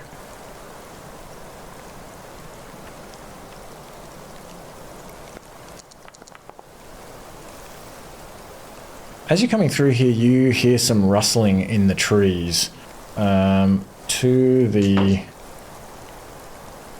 southwest. And you kind of see something moving over there. Something kind of small. You see like maybe like a shape of something almost sort of dog-sized kind of move through the trees. Is it in the trees? No, it's on the ground. On the ground, okay. And after a moment of kind of looking in that direction, you see another something like a creature or something kind of moving in the same direction. Okay. I'll kind of point that out to those around me. Just kind of gesture in that direction and kind of keep quiet about it. If we stop for a minute and don't make any noise, what would I be hearing? Give me a stealth check if you want to stop and try to not make noise. Anyone who wants to try to be quiet. Mm-hmm. Can Vindaris use his hearing, his keen hearing, Yeah. to see what he can, just to... Is he also trying to be Perception. quiet, or? I would say he would stop Okay. his movement and just be aware and listen out. Okay, give me a perception check with +2. Twig and Reti, how do you make noise? Vindaris, you're not able to hear anything because Twig and Reti make a whole bunch of noise. I was gonna ask if I could like keep walking, but just like slowly and like try and not change how I'm going, but maybe Bump into Twig. I don't know. Bump into trip over a rock. I'm like, alright, Twig will keep going at the same pace. Twig's curled up in a ball. It's like, ow! Well, just as you do that, you suddenly hear this rustling in the trees, and again in that same direction, and you look over and something emerges from the brush, and it is a wild boar, and it kind of like just like stops and like stands there like breathing heavily and like sniffing the air and like snorting in your direction. You can see this kind of condensation fog coming out of its nostrils, like, and it's just kind of frozen. Leave it alone. What do we do? I just kind of hold my hand up like, wait. This thing could kill us. They're aggressive. Yeah, actually, you think this may be... Because when you came through here like a couple of days ago with Tristan, you ran into a herd of boar just to the east. So it would occur to you that there might be several of them. And also, Yao Mei, you thought you saw a couple of shapes moving around.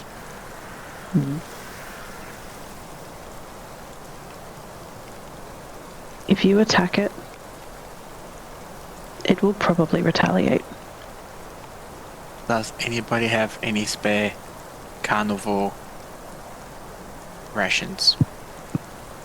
Got some herbivore rations. I've got carnivore rations. I'll pass the ration to Vindaros.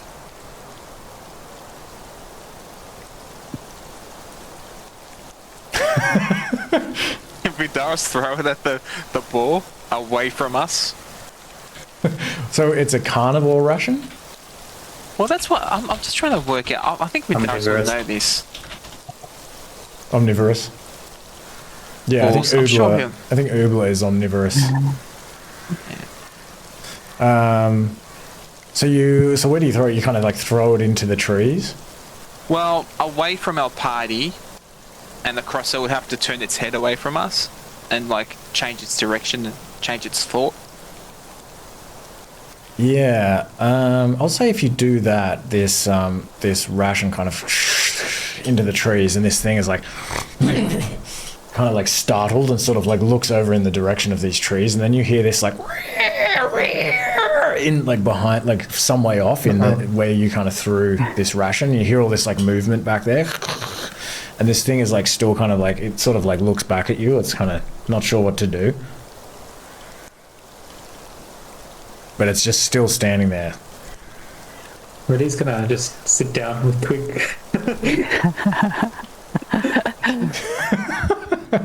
You sit down. I'll grab out one of my herbivore rations and kind of toss it as well. Kind of make sure it sees it, get a waft of it, and then just kind of chuck it vaguely off in a direction. Give me an animal Again, handling away from check us. if you're trying to sort of interact with it and make it see the ration and everything. Okay. This is gonna go great. We're gonna do really well, guys. Ooh. Hey! Okay, I'll say Positivity. that you're able to sort of catch its attention and sort of show it this ration, and when you throw it into the trees as well, it sort of hesitates, looks at you, looks in the direction of this ration, and then it runs after this ration into the trees. And you hear more of this kind of and squealing and shit, and nothing re-emerges for the moment.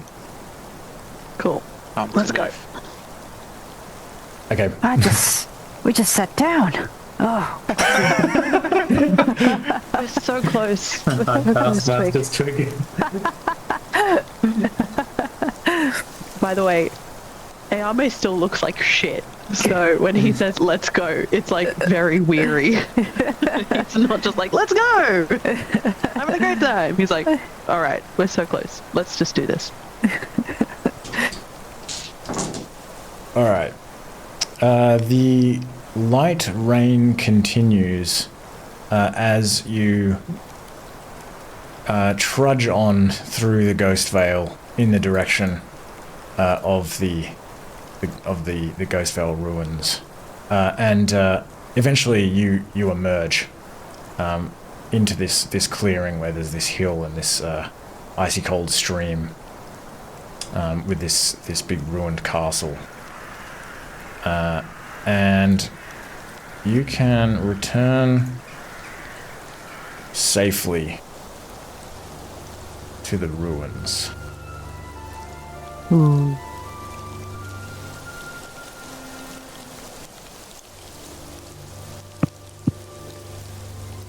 Where are you? Are you on the map? Can anyone see anything? No. Oh, Still okay. loading. Maybe before we enter the ruins, we can have a quick round table. What are we going to tell the Lexitor about Tristan? Let's get these stories straight. We got We too lost- far ahead. We lost track of him. Yeah. Simple? It was simple. Yes. Yes. Are we going to ask about that monstrosity? Does that mean he'll know we let it loose? We could blame Tristan. Would have been a good distraction. We It were right on knocked his tail. two of us out. We nearly died. He got away. I just don't want him to take my my necklace from me now. We should probably hide that. He can't see it, don't worry. Oh yeah, he's That's true. If he is still blind. Maybe I should run in ahead. Ah. So are we saying that we lost him, or that he released the serpent? I think we say he released the thing. The snake. Just in case the Lexitor maybe knows something about it. Yeah. Yeah. he released the snake. The snake almost killed us. And then all we the came confusion, He got away. Yep. And it helps that Twig, we look bad.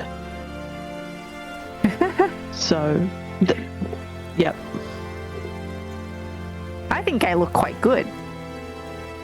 Well, I look bad then. One eye is almost swollen shut, bleeding somewhere. Oh. Okay. As you come through here, Lazarus sees you. Welcome home, heroes. Good to see you again. Hello, hello. Lazarus. Hello. I'm still keeping watch. Well, I haven't been keeping watch the whole time, but I'm still in the sense that it's still what I like to do, which is why I saw you, because I was watching. Very good. Very good. Good work. Stay sharp, Lazarus. I will. Did you see Be Sharp? He's like shouting down to you. His like voice is like echoing throughout this courtyard. He's like, you see him up there like on the top of the wall. He's like touching himself. He's like, Lazarus is rather blunt, not sharp.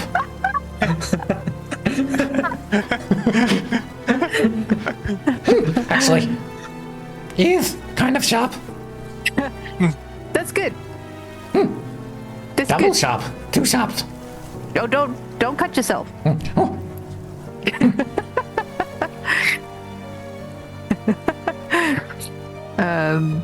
Hmm. Eh. Which way? This way? This way? This way? Decisions? This way? This way? This way. Oh no, this way, this way. We'll go left this time. north is the quicker way. Okay, we'll go north. And everyone says hi to you as you come in here. Hello. No. I mean, no, we should look sad. We should look sad, guys. We should look sad. No. Oh. Morning. Oh. Morning. Yao Mei's already doing that. He's just like trudging behind everyone else. Can I sort of like help Ayame along? Like, Yep. He doesn't actually need it, by the way. Sort He's of like definitely Linke. already playing it up, but just in case. Everyone give me a Yeah, you performance check. that might start. I'll do a performance check, that's fine. It's gonna go great. Just like the animal handling, it's gonna go perfectly. Yes. Twig is a liar. Hell yeah. So, Vindaros, you're not. Oh, no, I was just walking along saying, morning. I'm not. Okay. Yeah, I'm not trying to win. I'm not struggling. It's a bit hard. He's got. he was outside the cave. He didn't see much action. All right.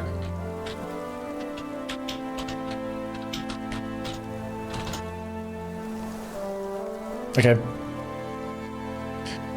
So wait, so just to clarify, Vindaros, you're not like you're just striding in. You're not kind of putting up any kind of show, any pretense of any kind. Oh no, just a bit disappointed.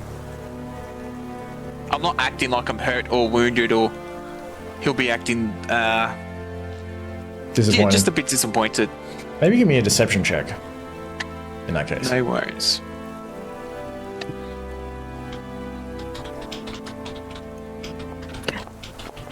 Actually, yeah, I guess what Twig sort of meant was to appear disappointed and sad. Would that mean he should also give a deception check? Yeah. What's your? Do you have the? What's your proficiency on deception as opposed to? They're the same. Well, doesn't matter. 0. Okay.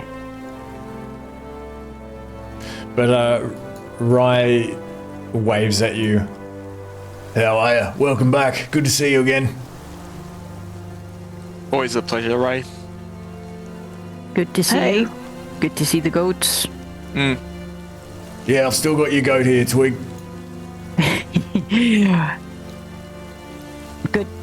Good work taking care of them. I take them out every day to feed them and everything. Oh, what it is to be a goat. What a beautiful life it would be.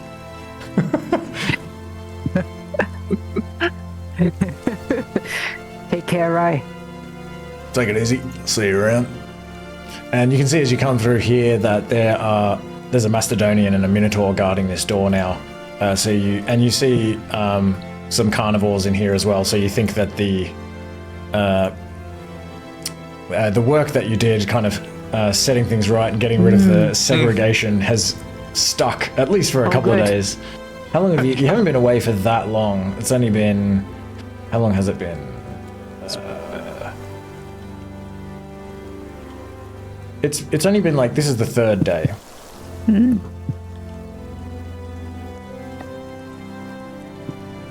Morning. Morning. Hello. Hello.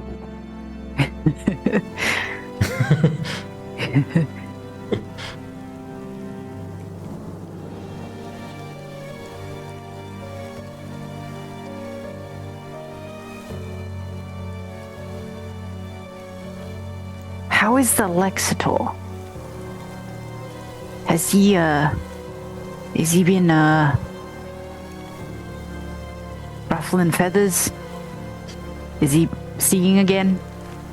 He has been teaching some of the tribe's people boorish. He's like speaking very slow because he's like trying to communicate to you in Jungle Common. Oh, your jungle common's very good. Thank you. Yes, he is using his magic to understand some of the tribe's people and help to learn from them and to teach them. But he is not looking well. Still blind. I see, thank you. I'll report back with a bit of a thumbs up.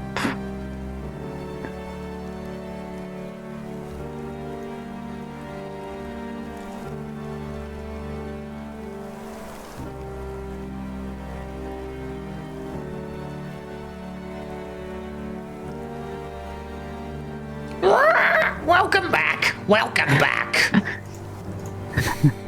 Morning. Oh, the heroes return. cozy by the fire here. Beg your pardon? It's quite cozy by the fire here this morning. It's a bit damp outside today. Like my spirits. Yeah, so actually, when you come in here, you see above you that there are some long branches that have been sort of lashed together with leather straps and kind of hung over this area. And some of it, like perhaps down in this part here and maybe a little bit over here, now has this sort of hide, like tent covering that's been sort of stitched together from lots of different furs and things. It's only like a little bit. It looks like the work has sort of only just begun. It's good to see some progress on this side of the compound. Some cover. You deserve it. Carly says, "Yes, Warden has been doing a very good job." And how has the council been, Carly? It is working well so far. I believe I am doing an okay job of preventing some of the, shall we say, larger egos from getting out of control. I like your work. Keep it up.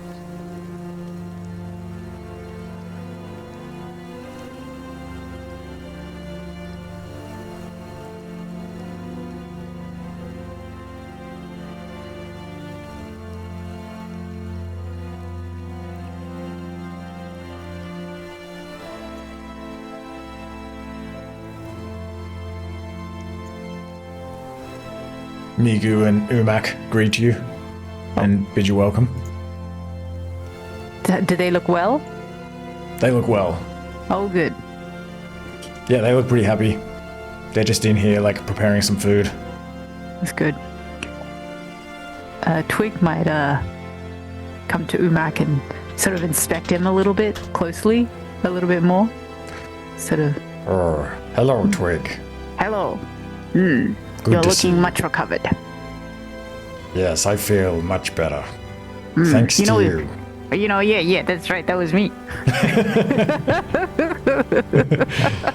Like I said, I can never thank you enough. Oh, no neither. need to thank me. Thank you. And welcome home. If this is to be our home. Yes.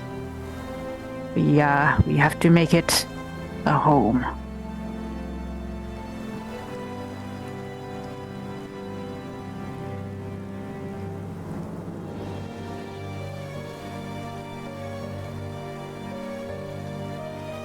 So you see much the same scene in here, except that now the Lexitor is sitting up on the throne, and he is perhaps kind of, he's maybe sort of lecturing to like a group of the tribe's people. And they appear to be like, yeah, like sort of repeating the same words and like learning to speak. It sounds like boorish.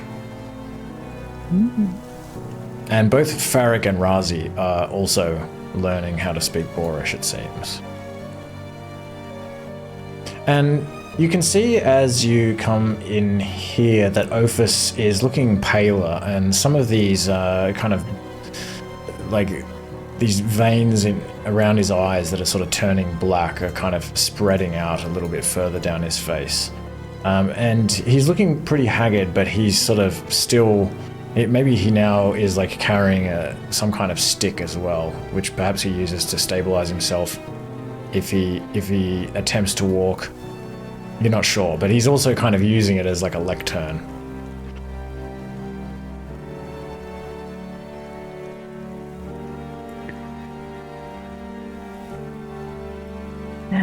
Oopla. Was that part of your work back in the other section? The roof structure? Oh, we did help Warden a little bit with tying up some of those branches up there, the scaffolding, but he's been responsible along with Bragoska for making the tent material. It's coming along quite well. Yeah, it is good to keep it warmer. It keeps it warmer all throughout the giant cave. Oh, we have learned it is called a castle. It's quite fitting. Castle. A grand name. Lots of interesting words in Boarish.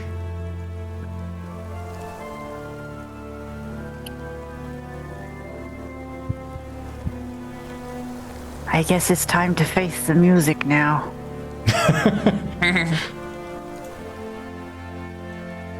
As you approach, you see Farrick whisper in the Lexitor's ear.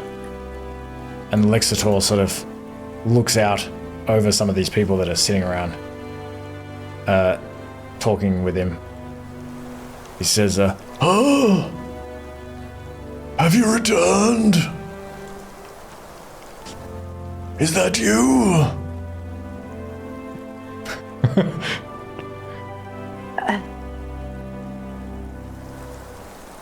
Yes, it's like Star. Okay. Vitaris is going to take the amulet off Twig Yes. and step up on the podium as well. Yes? Lexitor, it is I, Brindaris. Ah, welcome We have back. returned. Did you bring the Ulven scum? With great sadness, we haven't. We tracked him and lost him. With quite some difficulty as well. he kind of like Along the narrows way. his blind eyes a little bit. He was suspicious when you left, and he seems a little bit suspicious now as well. Ah, I see. It was strange. We encountered. We believe that Tristan might have released it, a giant serpent creature that was unknown to us, and nearly took the lives of my fellow companions. A giant serpent? Yes, with wings that flew and...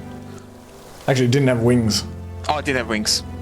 It was just like a big worm with no eyes that was like floating. Oh, it did. It had like 3 tails and some little tendrils on the front. You can describe it to him that way. Oh!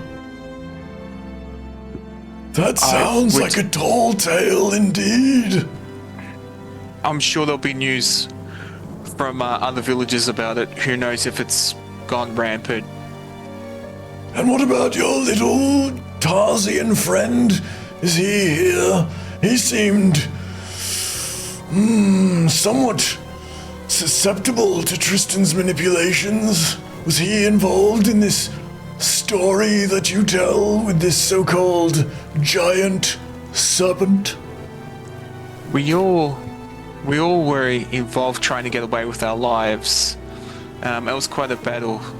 Yes, my Tarsian friend Twig, and yeah, and Yao Mei barely made it out alive. So they're on that. They need some recovery time and some downtime at the moment. I see. Yeah. And how are you feeling, Lexitor? You don't look the greatest. You.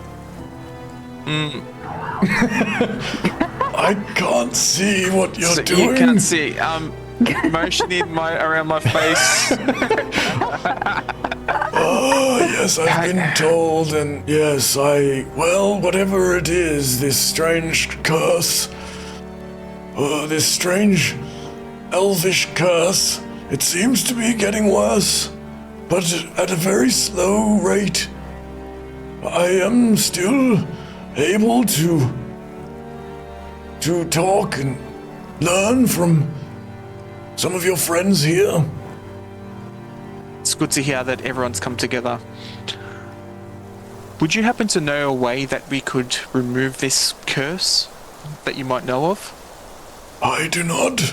I am hoping that Ismail returns with a healer.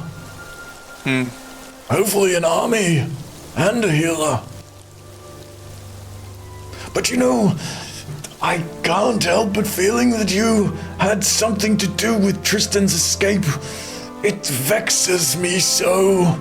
I listen for the truth in your voice, but I do not know. Is that Archelon around? Something about him seemed very shifty when he told me before that you were looking for Tristan, and now you come back here with this strange tale of a giant snake. I don't know what to make of it.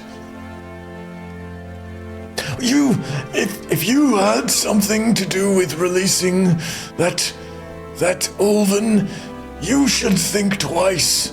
Those pests, they think herbivores like yourself exist solely to be eaten or subjugated. Did you know that? They were trying to conquer these lands before we took over and began to civilize them. They're warmongers. They believe in dominating through violence, while King Smorgon, on the other hand, he believes violence is only a necessary means to an end of the ultimate goal of peace. You should give this some consideration before you choose the wrong side. Like we both know that Wolven's very cunning and sly, and he did get away.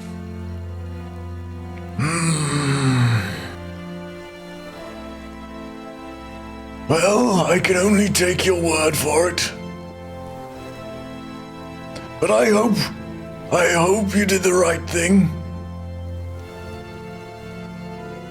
We tried our best, and we did try our best, and we barely made it alive. Good. As Vidal was say, as you could see. Can't see. Well, that is good. But so he released some sort of giant serpent? How? Bendaris would have seen this serpent. How big was it? How many meters? It was fairly large, like at least 10 meters long, I think. Oh, it was more than 10 meters long. It was like 30 meters long. Oh, well. 20 meters long. Definitely. I don't know. I'm bad at estimating beyond 3 meters. It was gigantic. Yeah, it was released. It was about 20 meters long, released from these. They seemed like ancient ruins. That's to the south, I believe, to the southeast from here. How far did you track Tristan? I would say we tracked him out of the forest and through the plains, and then we lost him from there once this serpent was released. There are strange, monstrous creatures that live in the dark parts of the world, known as aberrants. Perhaps this was one of those. There was a sign, I believe that's what they call it, of a warning of an aberrant, which seems weird and confusing. It is from these sorts of writings left by the Ancient Ones that we know something of these aberrants. Monstrous creatures that incorporate other beings into themselves in order to grow and change in strange ways, terrifying ways. If it is true that if Tristan has unleashed one of these, that is disturbing news indeed. That's why we've reported it, and I do not wish to encounter this again, or without an army. well, hopefully King Smorgon or the Ekin will send an army soon to recover Yalnikishla. And we can tell them also of this flying serpent. Most definitely. Would They you can happen read to your minds, did you know? What? So it is said. Interesting. Would you happen to know of the city of Animalfolk as well? Towards the south. Have you heard of that city? Alfolk? No, how far to the south? I We believe know maybe of a some Alfolk villages, but I know of none nearby. Okay.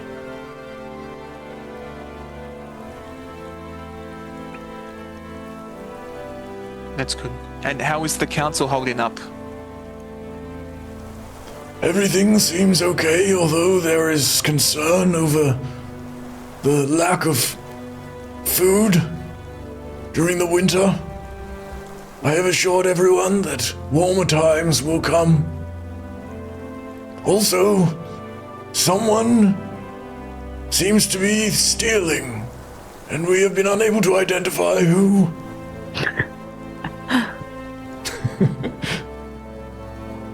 Maybe we can also have a word around as well. Yes, that would be good. This is, after all, your tribe and not mine. We definitely want to put that to an end. That stealing. We're all in it together.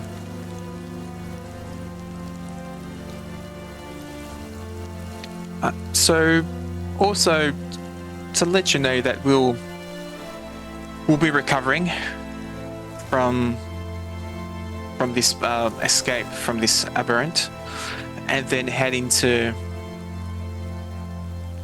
Verdelade, was it? Verdelade, yeah. Verdelade. Yes, to Yes. assist the Druids. Very good. And to provide assistance there as well. Is there anything in particular that's we need to know before we head off in a couple of days, I believe, possibly? Only that Verdelade is well renowned for having excellent produce even in the winter. You should take lots of money, for they are keen barterers. Yes, thank you. Although reports say that they have fallen on hard times, it has something to do with this sacred artifact of theirs that has been stolen by the tree spawn. But perhaps you can help with that. Yes, definitely want to investigate and assist where we can. Yes, and I believe then the captain told you that we would consider your rent paid. Or Correct. the rent of Verdelade paid as well. Correct.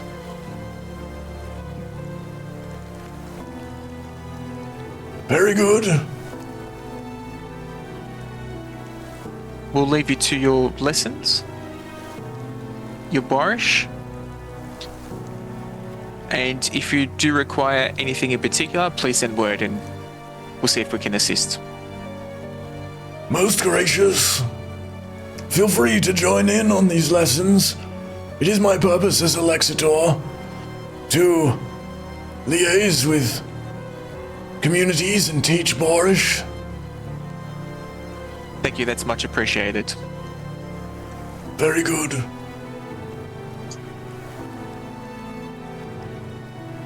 Can I try to cast Lesser Restoration on Lexitor? Yeah. He hears you casting Righty. this spell. He's like, Oh yeah, I was going to say, Whoa! What is that? he's the amulet. It's me, Reggie, again. Long time no see. Ah, yes. The Archelon. The Archelon returns. I've I assume Vindaris told you of what happened with Tristan, but in our travels I I was able to come across some healing magic that I might be able to attempt to rid you of this affliction. Ah, yes. I would like that, of course. Please, go ahead and try your magic. This isn't high-level magic, is it? No. This is not high-level magic. I'm not sure if it'll work, in fact, but I think it's worth a try. I do know a little of magic, and only the healers of King Smorgon's army may use magic of 3rd level and above. I hope this is not 3rd level or above. No, most certainly not. Okay then. I'll cast.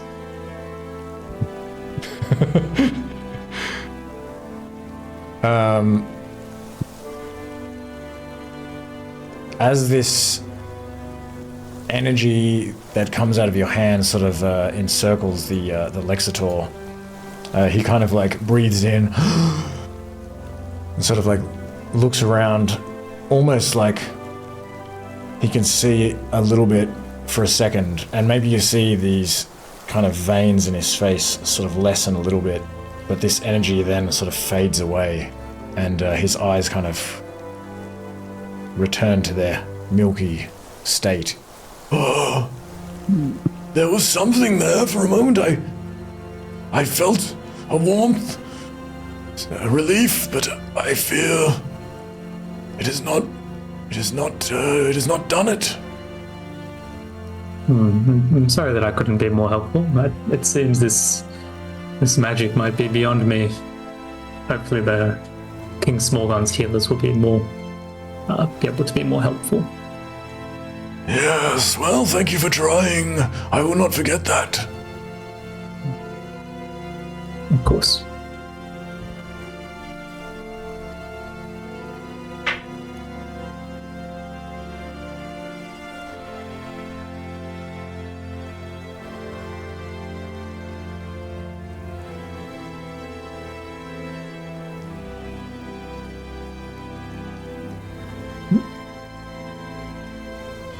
I already will walk down.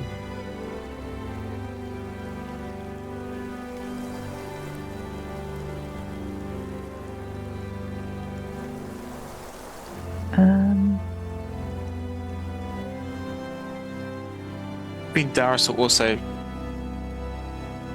relate to the party what Ophis and he were talking about.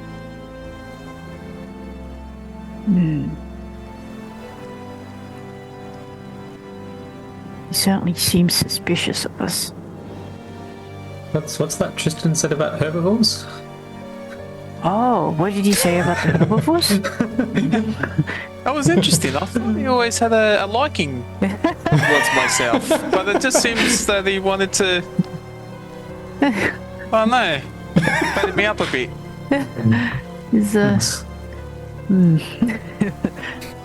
Interesting. It's somewhat troubling. If we'd known that sooner, we could have made a better judge of his character, but alas.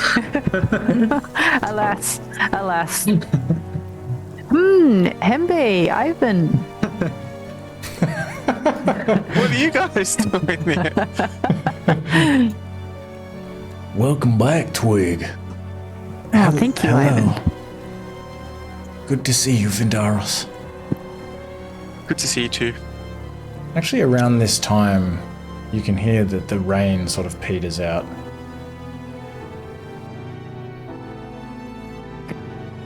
And I guess that there were probably a fair few leaks in the castle as well. And some of these begin to stop sort of dripping. There's sort of puddles all over the floor and whatnot.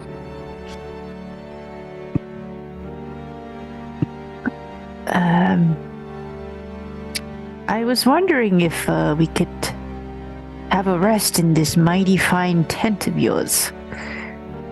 Why, of course. You're always welcome here. Thank you very much, Ivan. He kind of scurries in. Please let me make it comfortable for you. Hembe does as well. She kind of like sets light to the fire in here. Ah, so nice. So Feels like nice. home tweak. Oh, yes. Warms the bones.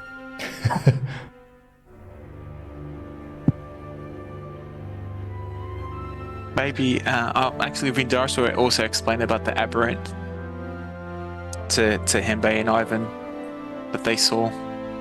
Hembe's like, And, that is most disturbing. What a strange land this is. Have you had any luck with the quest from Frakar? no, there hasn't been any more visions or messages, but we're definitely heading off there shortly and see if we can find this village towards the south. Good. I wouldn't delay too much.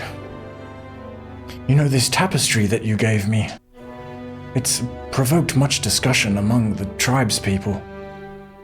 It's confusing. You know, many of us, as we're learning to communicate, we've discovered that we have similar creation myths, origin stories.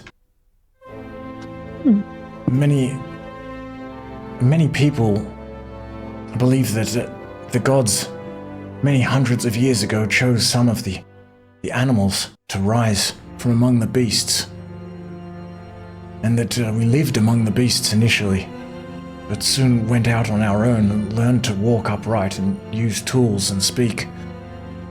Many believe the gods brought them into the world to be its masters, or perhaps as some kind of test or something, but this tapestry, it's confusing. She kind of pulls it out. These strange beings, these trolls, and these tall beings, that no one here has any knowledge of them except for the Lexitor. What did the Lexitor say about the trolls? You've encountered some of these trolls. The Lexitor believes that the trolls are just freaks of nature.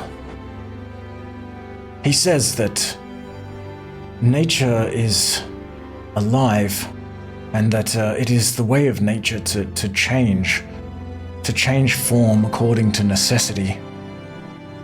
And that apparently when the tall beings died, the Animalfolk arose from among the beasts by some kind of spontaneous evolution, sort of a intelligent design of nature to take advantage of the opportunity. And perhaps the trolls were part of that evolution. It's an interesting philosophy. Yes, the Suskin appear to have interesting beliefs indeed. They believe in this eternal cycle of change. Apparently, they eat their own dead. Oh. But it is, yes, I was also shocked to hear it, but it is respectful, even desirable, apparently. Very interesting. I have had some extensive discussions with him.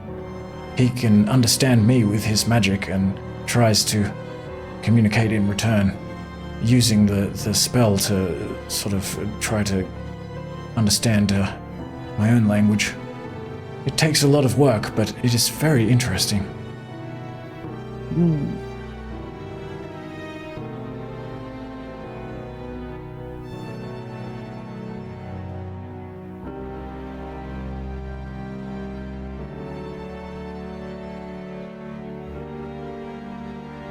But maybe let's take a 5-minute break here. Yeah, okay. Sounds good. All right.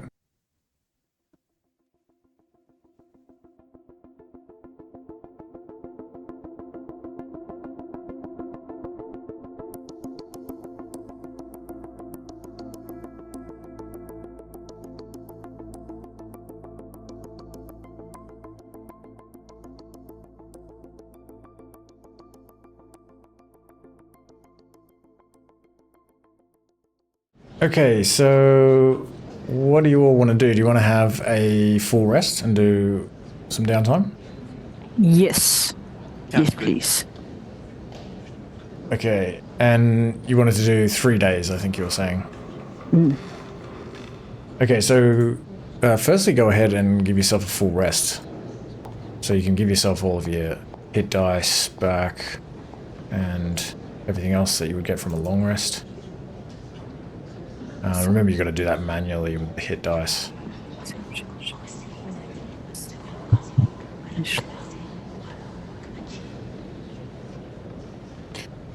Oh my god, I don't get all my hit points.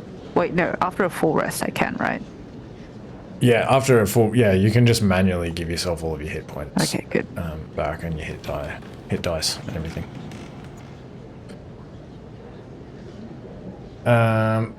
And what do you all do for your full rest? I'd like to try and craft a healing potion. Oh yeah, okay. So how do we do that?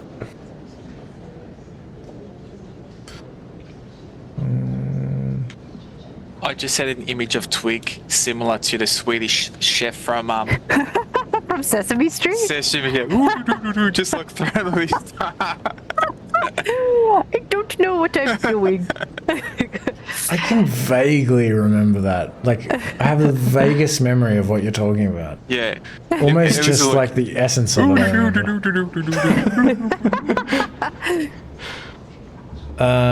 Okay. Potion of healing.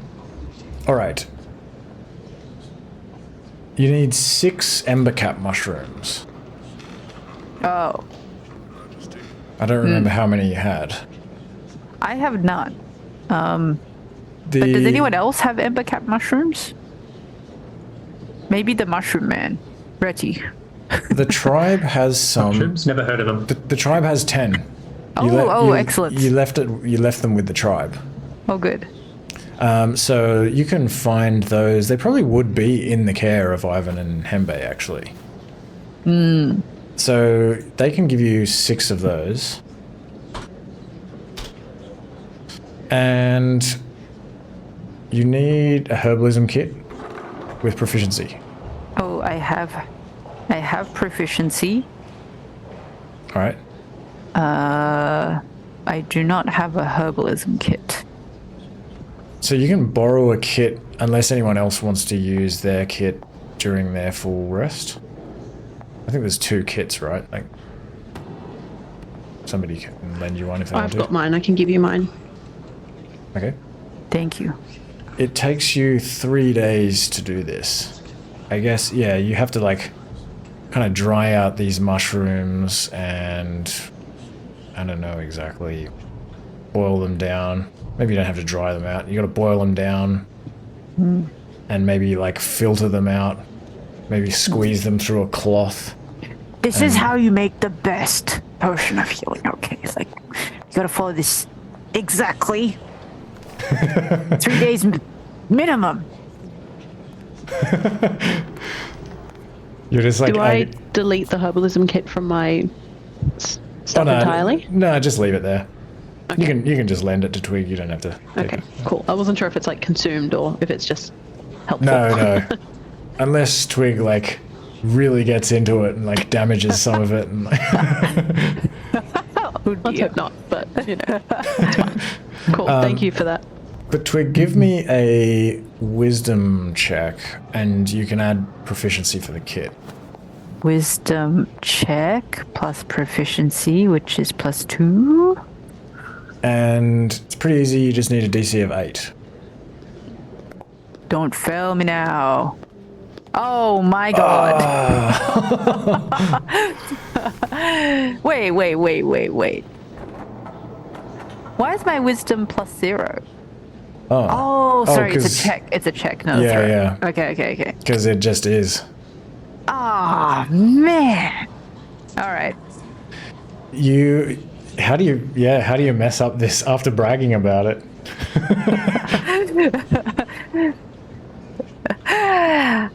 I didn't grind up the mushrooms finely enough. That's the key. That's what my master used to say, and I always forgot. And Ivan's been like checking on you regularly, and he sort of puts an arm on your shoulder. It's like, I'll be crying in the corner. Now, Twig. We all make mistakes, but the most important thing is to learn the lessons that the gods are teaching us. Don't learn the lessons. The mushroom gods must hate me.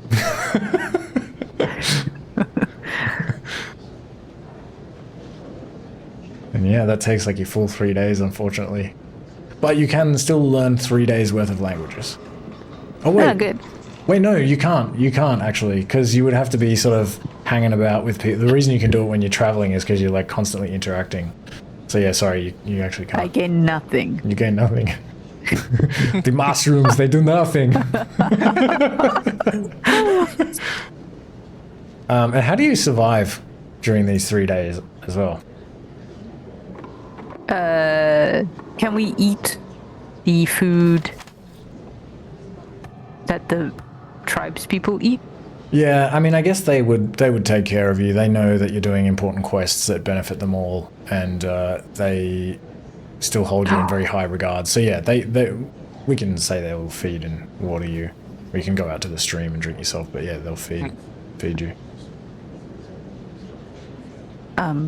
Could I just roll 3d6s for the flour Oh yeah. on each of these 3 days? Yep. Maybe I'll have some sustenance. 115. Ooh. Wasn't 5 sustenance? Yeah, 5 is sustenance. Nice. What was 1? 1 is persuasion, because I get advantage on persuasion if I give the flour to someone. Oh, nice. Do you give the flower to anyone on the first or second day? Maybe I'll give it to the Lexitor. Okay. What are you trying to persuade him of? That maybe I was once in the thrall of Tristan, but after he did such a terrible thing with Yavrand, I cannot respect him anymore. He will take the flower from you. I mean, you can basically just put it in his hand because he's just like. So give me a persuasion check with advantage. Ooh, yes.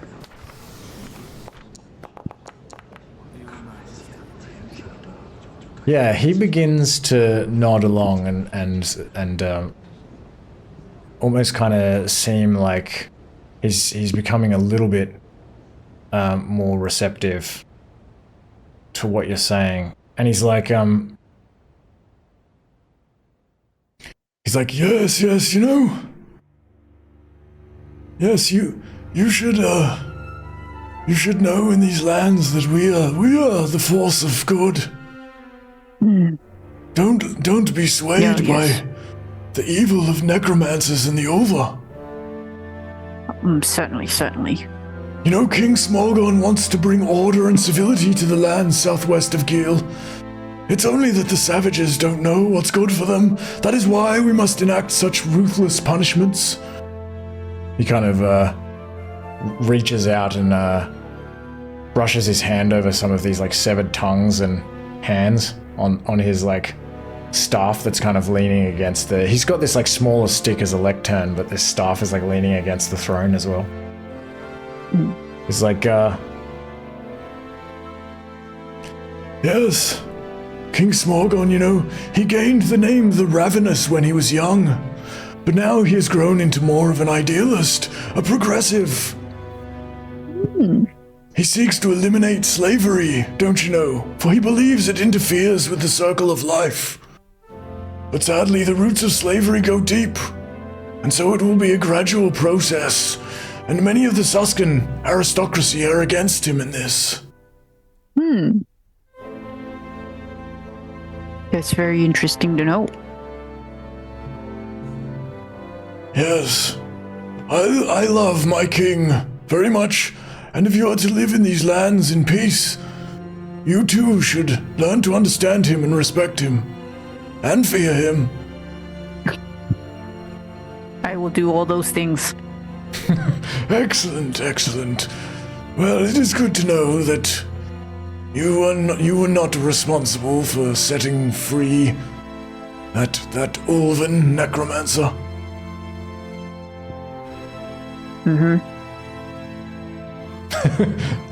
Yes.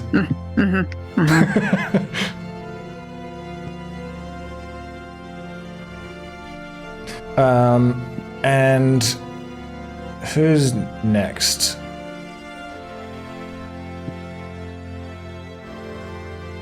Yes, Vindaros, he would like to assist building the rest of the roof structure in the other section as well. So assist camp. Yeah, so if you And do builders. that for 3 days, that would be selfless acts, so you can have inspiration. Thanks. And I think definitely in that amount of time you can complete the project. So now there is like some like, what do you call it? Tanned leather? What's the word I'm looking yeah, for? something like Cured that leather. repels water. Yeah. Some waterproof tenting. I'm falling apart. No. Unlike the waterproof tenting.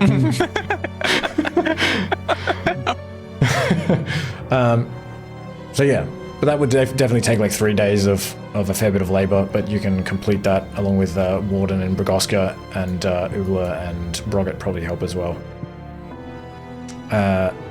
What else? Yao Mei, you wanted to learn Boorish.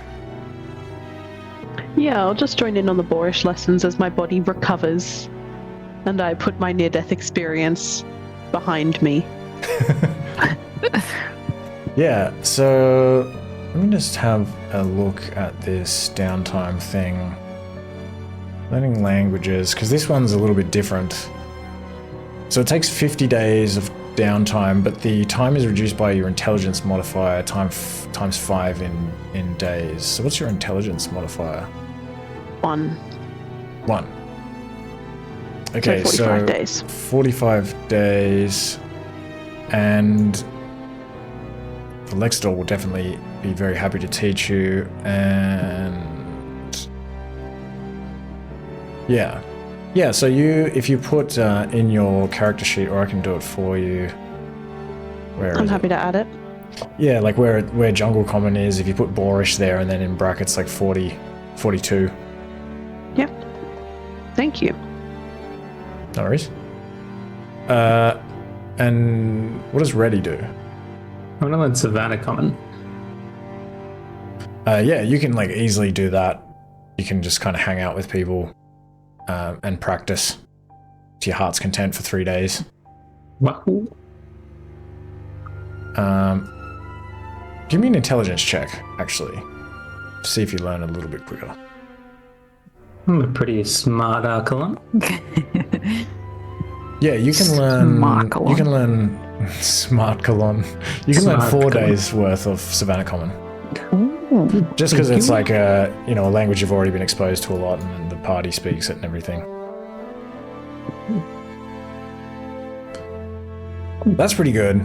So now at DC 11, you can communicate pretty reliably now. Sweet. All right. Nothing else really happens in these 3 days. Maybe it kind of sprinkles on and off with like a little bit of rain.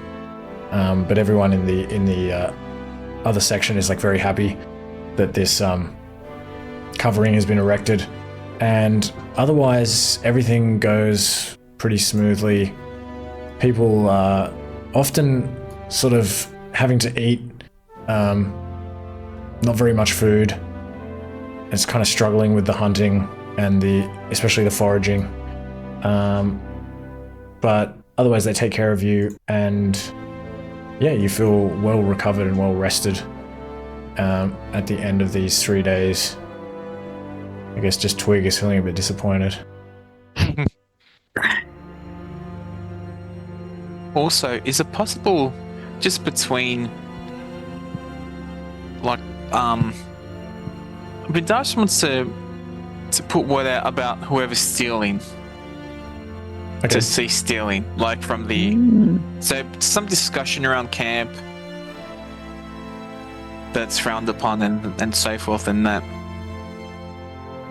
it should be equal amounts. No one's should be double dipping and so forth, and just to keep an eye out and try to get that message across as well. Okay, so you don't, you're not kind of doing any sleuthing, you're just sort of trying to spread a bit of a message. Okay. Yes. Give me a persuasion check, actually. Okay. I'm happy to also help with that if it's going to be beneficial. To try and put out some... I'll say in this case, if you're proficient in persuasion, you can help. I am not. Yeah, I think probably in this case, if Vindaris is kind of going around, well... Yeah. I guess I was thinking maybe because we're sort of held in high regard as well, that our words might carry a bit more weight. Yeah, that's true. And I mean, I don't mean to say that just because you're not skilled in persuasion, you can't help with the persuasion. Yeah, all right, you can roll with advantage. I was just kind of thinking, like, if you were learning language and it was sort of Vindaris's sort of idea to try to spread this message. But yeah, so 25. That's pretty high.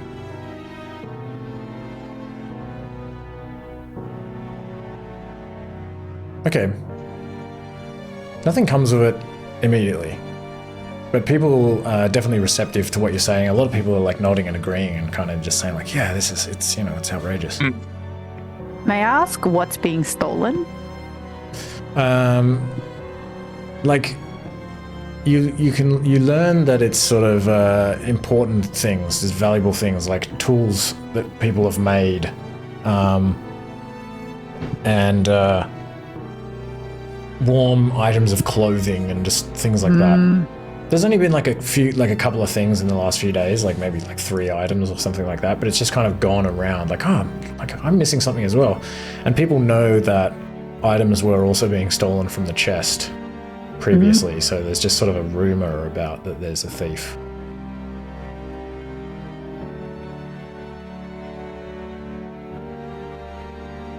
They should set up traps.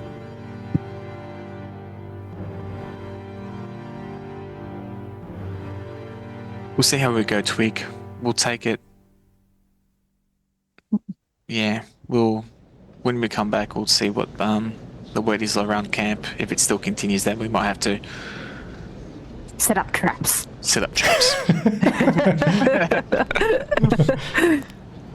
Okay. I'll let it slide. All right. What do you do?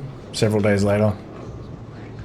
Before we head out to Verdelade, how are we looking for rations? Do we need to stock up on a few to get us through a couple of days? If they're available from camp? Yeah, how much is available? We're fine on herbivore. How fine is fine? Like, I've got several days worth, I think. Vindaris fine? Big Bone fine? Vindaris fine, plus everyone else for like 2 or 3 days. Okay. And we can keep looking for... the other thing is I would have gotten rid of my iron corn and just given it to the group to prepare rations. Yeah, people can definitely grind up that wheat, turn it into a porridge. Cool. So I'll get rid of that. But yeah, Vindaris might also mention to the rest of the group, as the Lexitor mentioned, that Verdelade, they do like to trade. So if you've got some spare room, it might be a good idea to bring something along to... Yeah, so actually several of the tribe members would like to go with you. They've heard from the Lexitor that Verdelade is pretty close by. Bragoska and Warden both want to go with you to see if they can maybe acquire some tools, trade for some tools. And Hembe wants to go with you to look for medical supplies and materials. And Paludo and Junti both want to go with you to see if they can acquire some seeds or maybe like some plants that might grow in sort of rockier conditions, because they're just having trouble getting anything to grow in this area. And Pache wants to go with you to look for ingredients to make alcohol with. And Rai also wants to go with you to see if he can just learn anything about the livestock in the area and maybe find other goats that he could potentially breed his own goats with. Sounds good. Yeah, that's great. They can all help carry stuff. Yeah, they can do that. And they all have they have some weapons and things as well. They're not completely Do they have useless. their own rations? Yeah, we'll say they're able to bring some rations for themselves this time. Can I request 2 rations? Carnivore rations? From the stores, if they have them to spare. Yeah, it's like getting really tight. It's sort of like later in winter at this point. Let me think. I have some to spare if. Oh, you have some to spare. Okay. Okay, very good. So we don't. That's good. Yeah. Put them in too much trouble. What do you say to them if you want to try to see if they'll give you some rations? How do you approach it?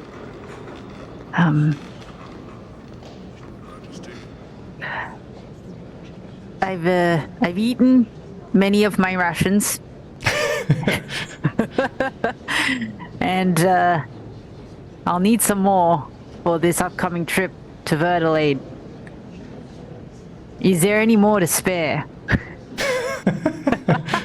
Okay, give me a persuasion check. I guess they're pretty excited that you're going to Verdelade, and you might kind of bring back some news and maybe even some food.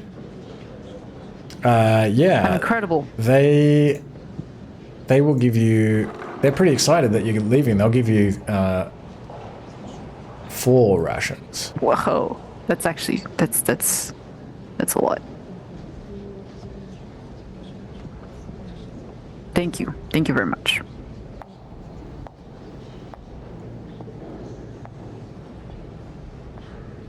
Even though like a nat 20 doesn't mean anything on a check.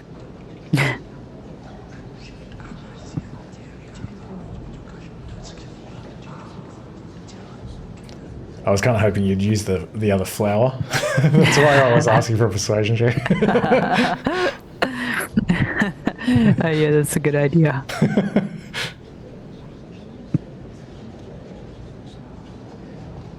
Does anyone else do anything before heading out? That's all, thanks.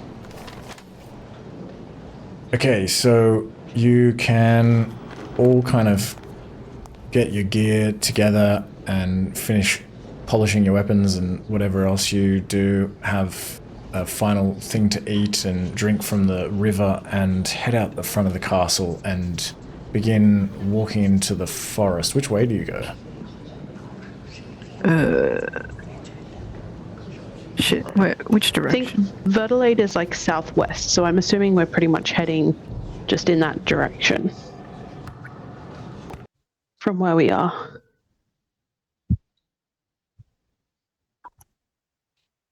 Okay, so southwest? Yeah. If I'm not remembering wrong, and that is indeed the direction of Verdelade.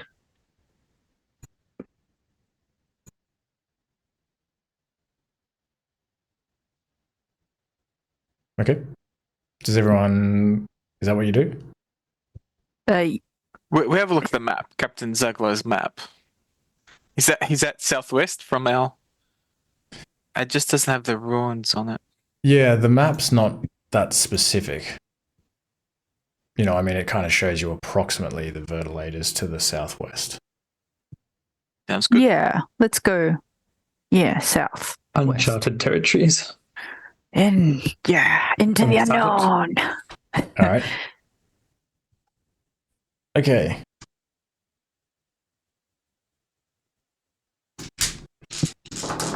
So you head out probably sometime in the morning, maybe around like 6 in the morning.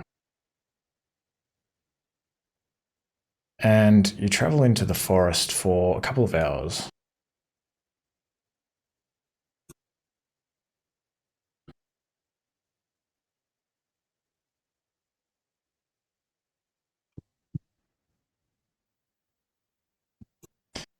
And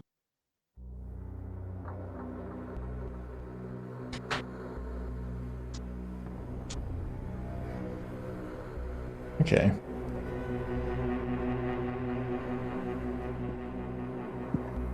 And so you're leading this small party consisting of Rogoska and Warden and Hembe and Pluto and Junti and Pache and Rai. And after a couple of hours traveling in this direction, you kind of hear them sort of talking among themselves, like, I'm glad they know the way to Verdelade. That's very good. Oh dear. It's good, yeah. Yeah, they must have spoken to the Lexitor about how to get to Verdelade, because he was talking about it regularly. You kind of just hear them sort of talking with great confidence in your leadership as you're walking along. And you've been traveling for about 2 hours in this direction. And you're not sure where to go exactly. You've never been into this part of the forest before. So somebody give me a navigation check, a survival check. I do not just feel that it is my duty, but I feel that it is my responsibility to roll this roll for us all. I believe in you. Thank you. That was the confidence I needed. Oh, I thought you were nearly going to get a 1 just then. I still can't see my roll. Oh, there it is. Hey, it's not that bad. You feel like you're able to see enough of the sunlight filtering in through the canopy of the trees that you are confident enough of the sort of location of the sun. This area is not too hilly. You can kind of keep an eye on it, and you feel like you're still managing to move in a consistent direction towards the southwest. But as you travel in this direction, what are Twig and Vindaros doing? Because I have you down for scouting. Yes. I guess I'm not sure what we'd be looking for exactly in this sort of unknown area. I guess just like in case there's anything dangerous up ahead. But yeah, I'll scout. Okay. That sounds good. So do you scout directly to the southwest? Yes. Okay.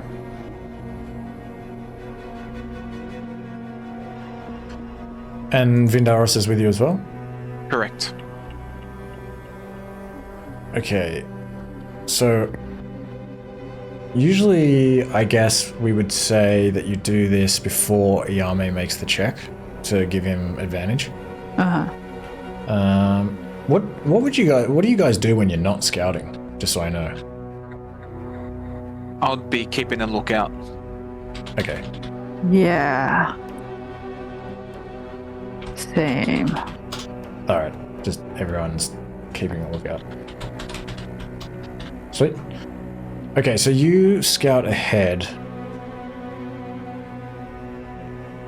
And you head like a couple of kilometers into the forest. And as you're looking around, you smell the smell of smoke. Oh. Do I see smoke? You can't see it. But it just kind of like wafts across your nose a couple of times. Seems like maybe it's coming from somewhere just up ahead.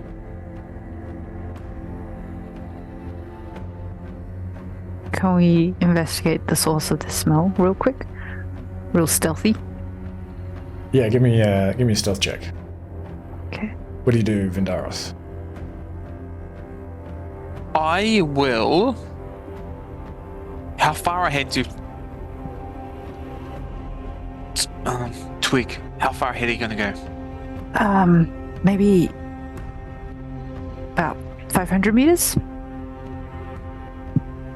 Give me Okay. an intelligence check, Twig, just to make sure you can communicate. Okay.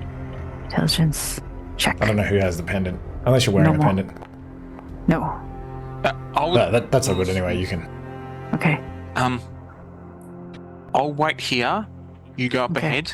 If you need me, let me know. Okay. I'll make a woohoo woohoo. Okay. So you try to creep ahead. Ah, no. And you sort of crunch through the brush as you attempt to follow this smell of smoke. And at one point in particular, you kind of get caught in some, in like a bit of shrubbery. And you have to kind of pull yourself up, and you sort of nearly fall over and make like a fair bit of a racket, like. And you, in response to this, you hear a voice echoing through the trees from someone up ahead. A deep, loud voice. It sounds like a question or a warning. You're not sure. You don't understand it. Oh.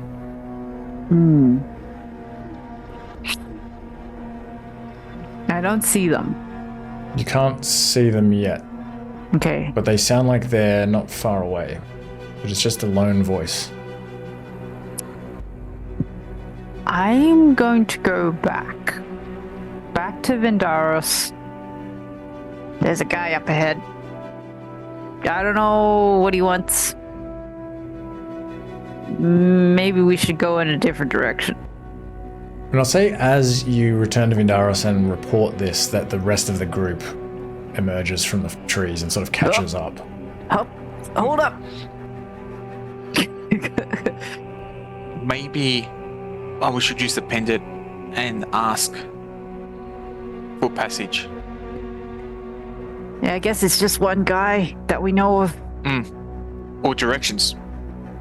Because we know where we're going. Yes. Oh, I hadn't even thought of that. Well, I think, yeah. Good idea. Okay. Vindaris will put on the pendant. I feel like I just gave away that you may be able to ask for directions by reacting so excitedly. No. I don't know, they might kill you, but maybe this was a fortuitous roll. I'll just explain it to our party. Okay. Just to hold tight. We're just going to have a chat, talk bystander, and we'll come back. So I'm happy to go back with Twig in the direction of that sound. I am going to cast Mage Armor. That's if you want to come, Twig. How come? What would you do without me? Sure. No meat flowers. That's right. Even I can try a meat flower. Yeah. Yeah, you want to try it tomorrow? Okay.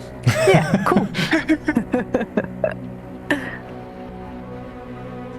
Okay, so just the two of you are heading towards this Correct. sound of this voice and this smell of smoke? Correct. What are Reddy and Yao Mei doing while you're doing that? Maybe we can have a look for a source of water so everyone can get their daily drinks in if we haven't already done that. Oh wait, we were just at Thingy, so we would have had... Never mind, ignore me. We were just looking for food. Okay. I think Reddy We would won't want venture to any. stay sort of close, maybe like in between the like civilians and Twig and Redaris in case something goes wrong. That would be Yeah, I don't think like we want to a venture too far. Yeah, pretty maybe like small area to search for food in. Yeah. But you can try if you want to just sort of look around in the immediate vicinity. Yeah, I don't want to go too far. I don't want to run the risk of being out of bounds for anything happening. Okay. Give me a survival check. I have rolled that there are things somewhere, but you'll have to, in order to find them, you'll have to roll really high for survival. Okay. It's going to be great. You can We're roll gonna with do great, advantage as guys. well if Reddy is helping you. If we're just in the area, then yes. Okay, I'll try and roll again, but that was pretty good. DC would be 21. Ooh. Oh, so close. You don't find anything in the immediate vicinity. Damn. Oh, we tried.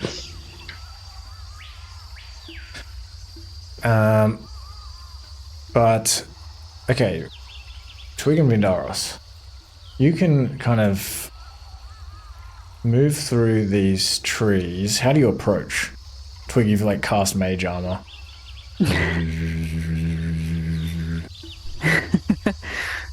Not in an aggressive manner. Okay. So not like... With weapons, no weapons drawn, Okay. holding hands. peaceful, peaceful. They come in peace. Do you say anything as you approach? Yes, Vindas will be like, "Hello there," because he needs to see them before he can concentrate on them to understand them. Yeah, you So hear... something not in his tone that's not threatening. So it's just like, "Hello." Okay. Yeah, you hear this very deep voice reply with also a kind of a short, question-y sounding thing as well. But you still can't understand it. And you can continue to move forward, and the smell of smoke gets stronger. And soon you are able to step out into a very small... it's like a very small, only like, kind of 2 or 3 meters across area where there's like a bit of a clearing. It's a tiny little glade. And in here, there is a small campfire burning, and it's got like a couple of sticks on either side of it, and it is boiling like a pot of, like a bronze pot. And there is a log, and there is standing before this campfire a individual who looks like a bear person. And they are kind of towering, tall, pretty much about the same size as you, Vindaros. Just this brown-furred bearfolk, dressed in these green robes, and he has a bunch of necklaces and sort of adornments, natural-looking adornments around his body, hanging off his neck, and he's got this leather belt, and he's holding some sort of staff, and kind of at the ready, like out in your direction. This sort of gnarled wooden staff, and he's got a pouch around his shoulder as well. Looks like maybe some sort of component pouch or something like that. And he's just like, Good morning. Sorry to disturb your tea or your breakfast. We mean you no harm. We're only looking for directions. My friends and I are heading up party to Verdelade for some trade, and we could be possibly heading off course. If you can point us in the right direction, it would be much appreciated. he sort of hesitates, lowers this staff a little bit. Greetings. Sorry, I am Vindaros, and this is Twig. Looks back and forth between the two of you. You can speak Urson, it seems. It is a gift that I found. Yes. I believe I can sense some kind of magic at work. Verdelade, you say? That is near here, some way to the south. Thank you.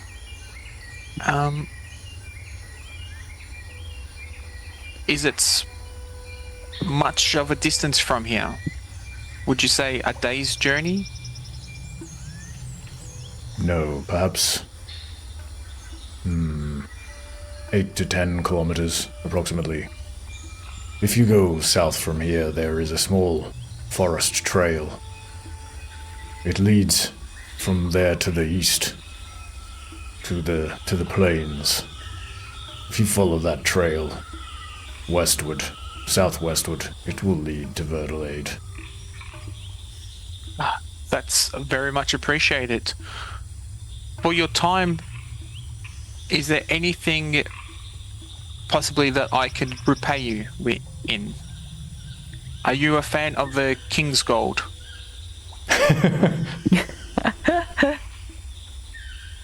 He's like, "Huh. I mean, maybe." He's like, He kind of lowers your staff a little bit. You, wouldn't happen to have any healing abilities, would you? Any herbs? Spells, Are even? you... Well... I don't carry those ingredients. I'm more of a paladin of sorts. My healing abilities come... And he points his, like his hands. Are you injured, or are you just looking to restock? I am not injured. Somebody that I know is injured. I am looking for the means to help them. Okay, let me ask my companion and see what we could spare. So I'll just relay all that to Twig. Twig doesn't have much. Twig is gonna find Reddy and a Yao Mei, because I feel like they have herbs. And Vindaris will relay that back, saying my companion's just gone off to ask our party if we have any spare resources that we could provide you to help your companion as well. Thank you. Have you eaten this morning? Would you like some stew and some meat? Thank you very much. I don't acquire the meat of sorts, but my friend will love something to eat, I believe. They're quite a... Understood. Bears are omnivores, aren't they? Sure they are. Or carnivores? Think of all that honey. They'll eat about anything. Picnic baskets. Anything even vaguely food shaped. Yeah. Okay. Yeah, he says, I do also have some bread and some vegetables. Not much, but I would be happy to share some with you if you're hungry. That would be very much appreciated. Thank you very much for your hospitality. My It's pleasure. It's not often that you meet I would say a friend in the forest. Indeed. This is a dangerous place. This whole area is dangerous. Tell me, friend, and he motions for you to kind of join him by the campfire. I'll And sit sort down. of hands you like a loaf of bread and some carrots out of a pouch. Tell me, what are you doing in these parts? You're looking for Verdelade, you say? Are you Correct. Friend to the Suskin? The Akin? This is quite a long story, and I think it's more than just a story that we tell over breakfast. In short, that my tribe and others have been washed ashore on these lands, and we've been trying to make ourselves at home and to survive. We have come across the Akin and the Suskin, and the herring and the ketri. And it seems like there's quite some confliction over these lands. Yourself, where do you reside?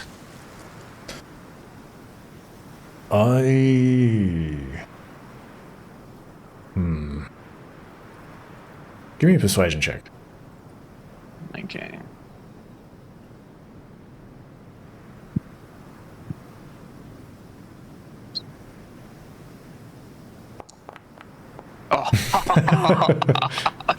Oh no! We're talking about the weather. I do not reside anywhere around here. I am simply passing through. But, you mentioned the Ketchery. Do you mean to Correct. say that you have been to Castania? No, I'm not sure. I'm not too familiar with those places. It is the Ketchery city in the Heartwood. Possibly. Sorry, I forgot. He said the place we actually went. No. No, it's not. I didn't sound like it. I'm like, Arborshire is the place with the Oh. country. no. We've passed through Arborshire. I As see. well. I have not heard of Arborshire.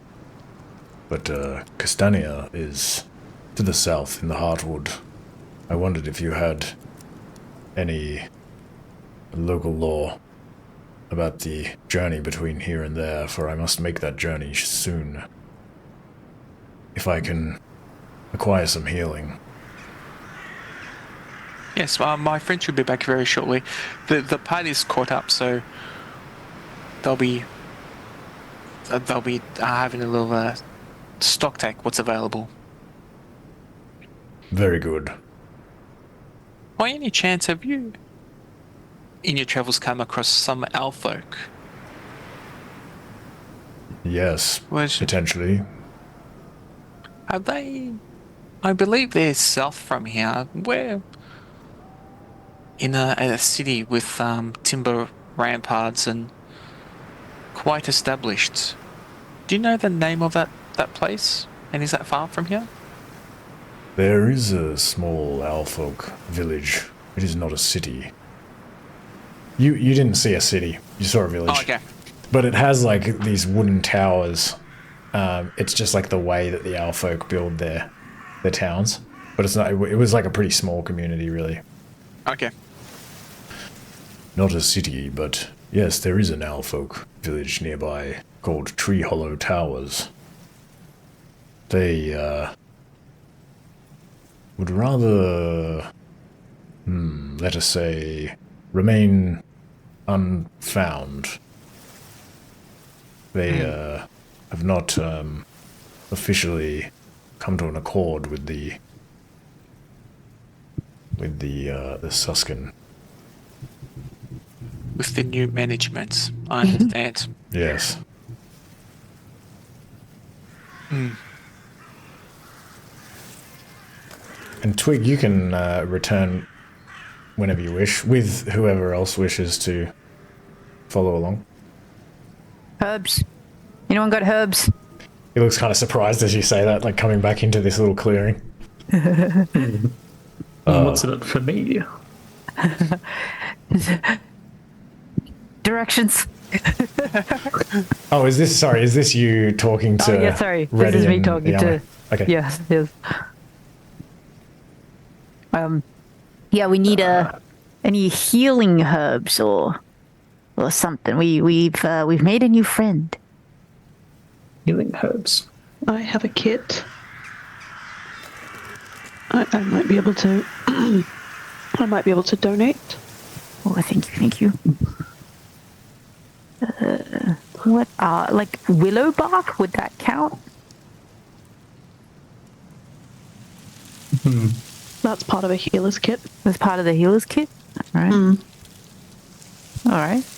Do you just have the one? I have one kit, but it has multiple charges, so I can donate a couple of. Oh.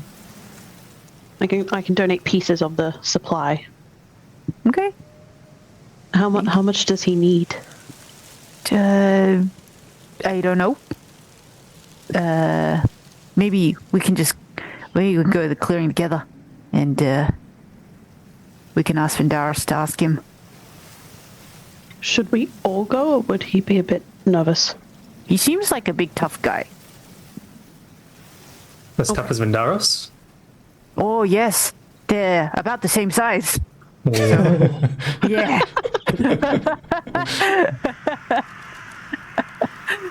I love that we just go, oh. He'll be alright then. Yeah. Okay. I don't think we're a threat to him. Okay. Let's go. All right. As you return to, what do you do with everyone else? Do they follow you as well? Yeah, I'm assuming we just bring everyone. He does look surprised as you enter this little campsite and stands up again, holds his staff at the ready, and kind of like looks at Vendaris and looks at Twig, who he's also seen. Sorry, this is our party. They must have got a bit anxious. They're do a quick introductions. How did you go ready? I mean, Twig. We have a healer's kit, donated by Yao Mei. Oh, our sponsor for this evening. Supplies from the kit. I think we should keep the kit. Supplies. Give them some things. Yes. Yes, we can spare some supplies for your needs. So, how many charges of the healer's kit worth of supplies do you give him? I guess it depends on what he needs. Like, how much is he in need of? He has an injured friend, and it's anything that we could spare. Yes, Okay, please, I would appreciate it. She is in a great deal of pain. They are in a great deal of pain. Well, I have a full kit. I could donate four groups. 4 charges. Okay. Go ahead and spend 4 charges from the kit, Okie dokie. and you can have inspiration. Aw. Thanks. And he takes these from you very gratefully. Thank you. This is most gracious. Can you understand me? I'll translate. What? Thank you very much. I can't thank you enough. This is, let me say, very important to me. Someone very dear to me has been severely wounded. In fact, I would be going almost immediately with these provisions. Please do so. And next time our paths cross, let's share a meal and a drink and get to know each other better. If I can heal her, if I can heal this person, we will surely travel south as soon as we can, for we wish to make our way to Ursengrad. This area is no longer safe for us. But if you are going to Verdelade, please give my best wishes to Elder Luguthia, for she is my friend. Will do. And sorry, I missed your name. My name is Stanis. Stanis Branimir. I am a druid of sorts. Ooh. I'll definitely pass on your wishes. I have only some days ago been to Verdelade myself,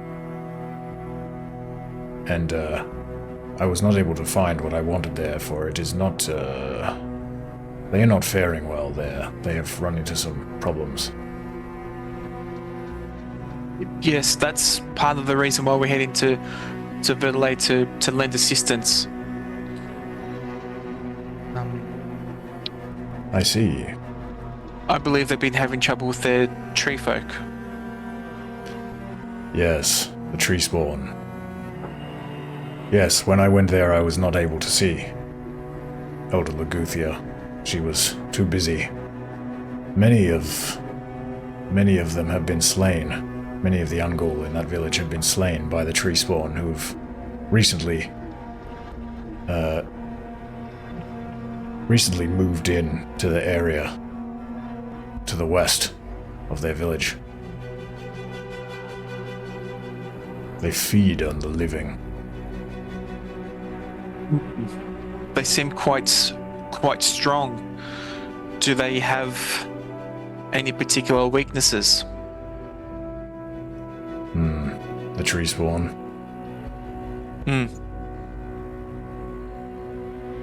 Let me have a look at their stat block. The stat block.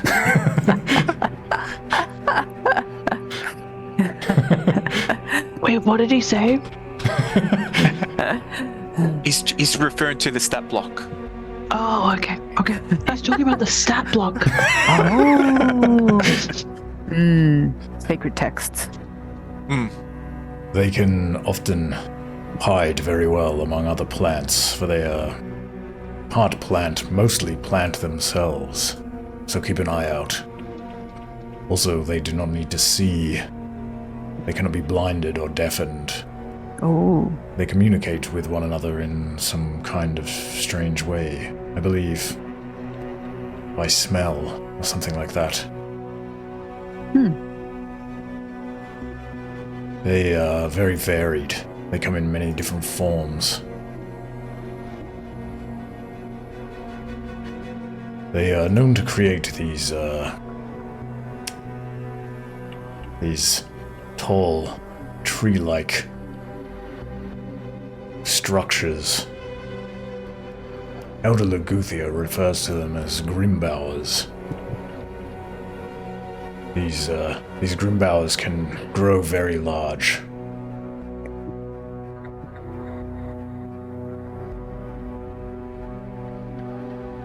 As high as,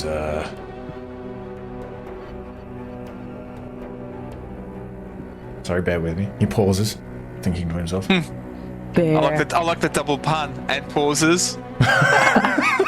Pauses. You bear with me and pause. I wish I had done that on purpose. Alright. Yes, grimbowers are said to grow enormous. They can grow 300 meters into the sky. Whoa. But this one nearby is relatively new. It is much smaller, I hear, but it is still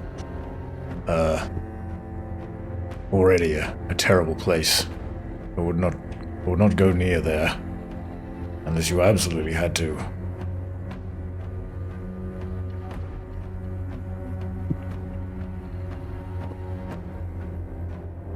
Hey, Vindaris. Can you ask, whether this injury is from all this stuff happening at Verdelade? Can I pass that message on? Did you say whether the injury of the person that he knows is the result of the things happening at Verdelade? Okay.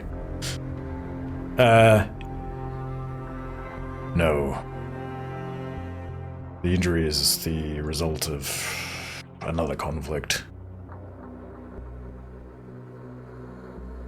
Suskin. Trolls. Did you say trolls? Suskin trolls. Yes, we have come across our fair share of trolls. Very dangerous creatures. But no, it was not trolls. It is difficult to know who one can speak to in these lands. I would not say more. That's For my own understood. safety, and perhaps for yours as well. If you need to get back to your companions, please do so with urgency. We'll be headed to Verdelade to assist. Thank you. Thank you again. Is there anything that you need? I have some provisions, some food. I have some material components and other things. Perhaps I could give you something in return. I would definitely always appreciate rations, and I'll pass the amulet over to Ratty as soon as he says components. He knows that. He can Yes, give yes, the you. party trader is here. He can give you one ration each Ooh. No. of your own preferred type. Wow. Caterer.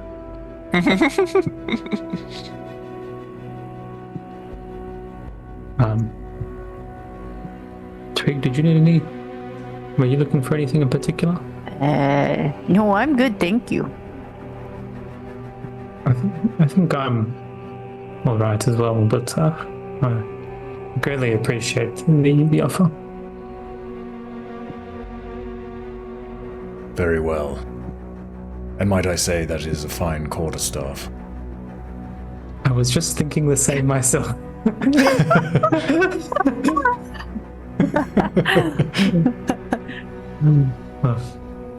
This, do you mean? He did have a staff, right? Yeah, he has a much finer quarterstaff than yours. It's like beautifully carved and designed in this kind of swirling pattern.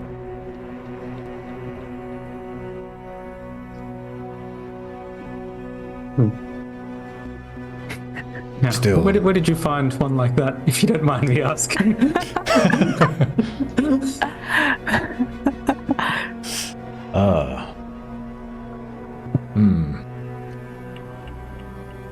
There is a rare. I should not speak of it. I apologize, but I have only just met you. If you're going to Verdelade, and you speak to Mary Leguthia, perhaps you could ask her, for she actually helped me find this staff. She sounds quite wise, and I understand her. After all, we did just come across each other in this chance encounter. It's, even from one druid to another, it's not easy to trust those that you don't know so well. Well, I do appreciate the healing, though. Well, maybe I... To a fellow druid, I will say that there is a tree. It is some way from here, in the forest, but quite hard to find. It is a magical tree, blessed by the nature spirits.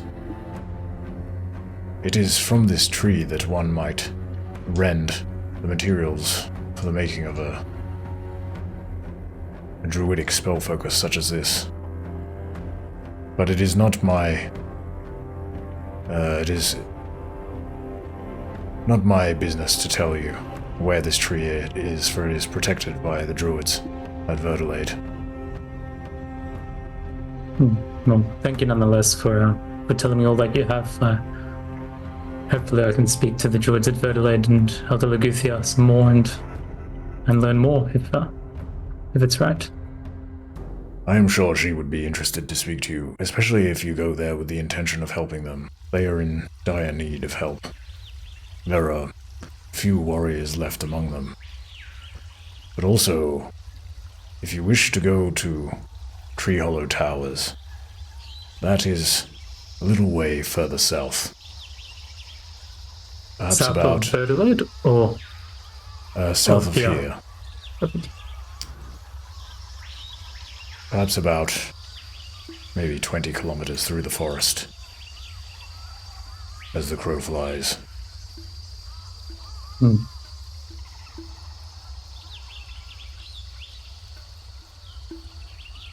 We'll keep that in mind. Perhaps make a stop on our return. Very well. Thank you again for these supplies. And he nods very warmly at Yao Mei and at Vindaros and Twig as well, and glances at everyone else that's kind of standing there, sort of just watching, slack-jawed. He says, would you like to use this fire, or shall I douse it? I ask the party. I think we're just going to keep going. Yeah, we're gonna keep moving. He kind of kicks some dirt into the fire and kind of stamps on it, puts it out, and picks up his haversack and begins walking into the forest.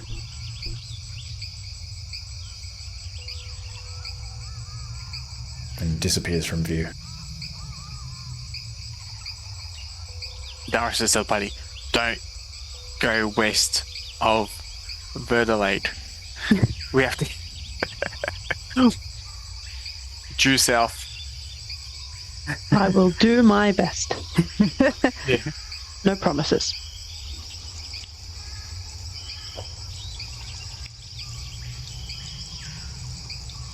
Let's continue.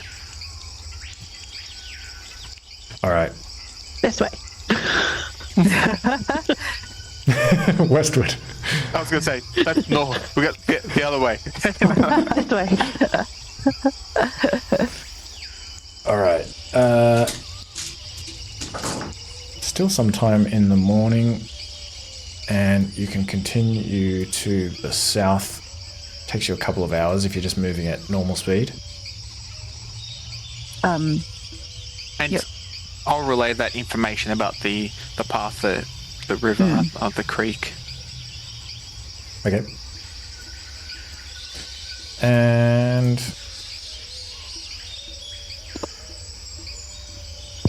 let me see.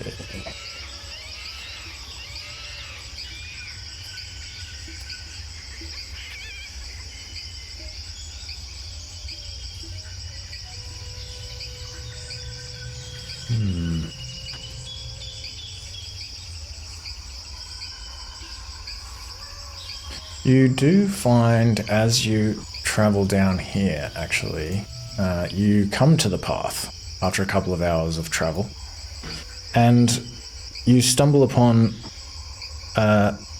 also some kind of legumes or something like that, some beans and things growing on a tree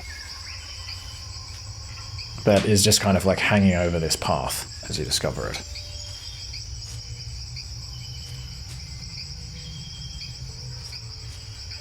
And I guess we try and collect some of those. yeah, these are probably like some, maybe some wild beans, and they're looking pretty shriveled, and there's not too many of them here. Probably due to the fact that it's winter, but you can find, if you gather as many of them as you can, there's like a few of these trees here, and you can kind of look on the ground as well, you managed to find 4 unprepared herbivore rations worth of beans. So you're saying you eat these? Ugh. Huh. They look weird. Beans are good. They make you a little gassy, though.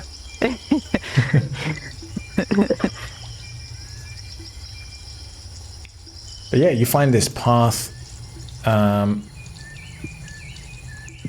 which you feel is probably the path that you traveled on before, where you found that like broken wagon, and the Suskin corpse is eaten by like wild animals or something some way to the east, and eventually it like leads to the Lonely Way. But you don't recognize this part of the path. But it kind of goes to the east, which you are pretty sure is, to the Lonely Way.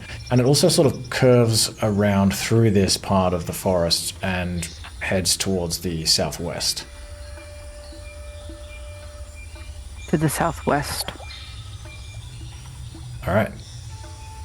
So you can follow this path, and it's relatively quick to travel along it because it's a path, so it probably only takes you about an hour and a half.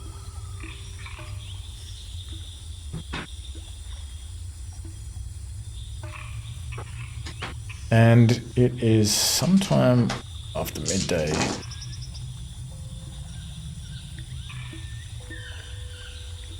And there's a pretty strong wind blowing through the trees. It's pretty cool at the moment, maybe about probably still about like 4 or 5 degrees Celsius. And as you're following along this path, the ground begins to slope downward. And you can see all these green shrubs and ferns growing all around you, that appear to be like dropping their leaves and withering. And some of them are sort of turning red and orange. Almost like what you would expect to see in autumn. But I'm trying to think if, you guys are from the jungle in the homeland. I don't even know if you would have this kind of thing over there. But it looks different here from the rest of the Ghostveil that you've seen so far. Lots of oranges and reds, and a lot of these, the ground is, instead of being kind of covered in just moss and shrubs and things like that, it's covered here in sort of rotting leaves, like recently fallen leaves, this thick cover of rot. And you can follow this path. It's just basically this pretty narrow, winding path. It's leading through these bushes. And the trees begin to thin a little bit as you follow this path around this kind of outcrop of rocks. You're sort of heading down a bit of a hill that kind of gets a little bit steeper. And as you come around this outcrop of rocks, the landscape opens up into a pretty wide open valley.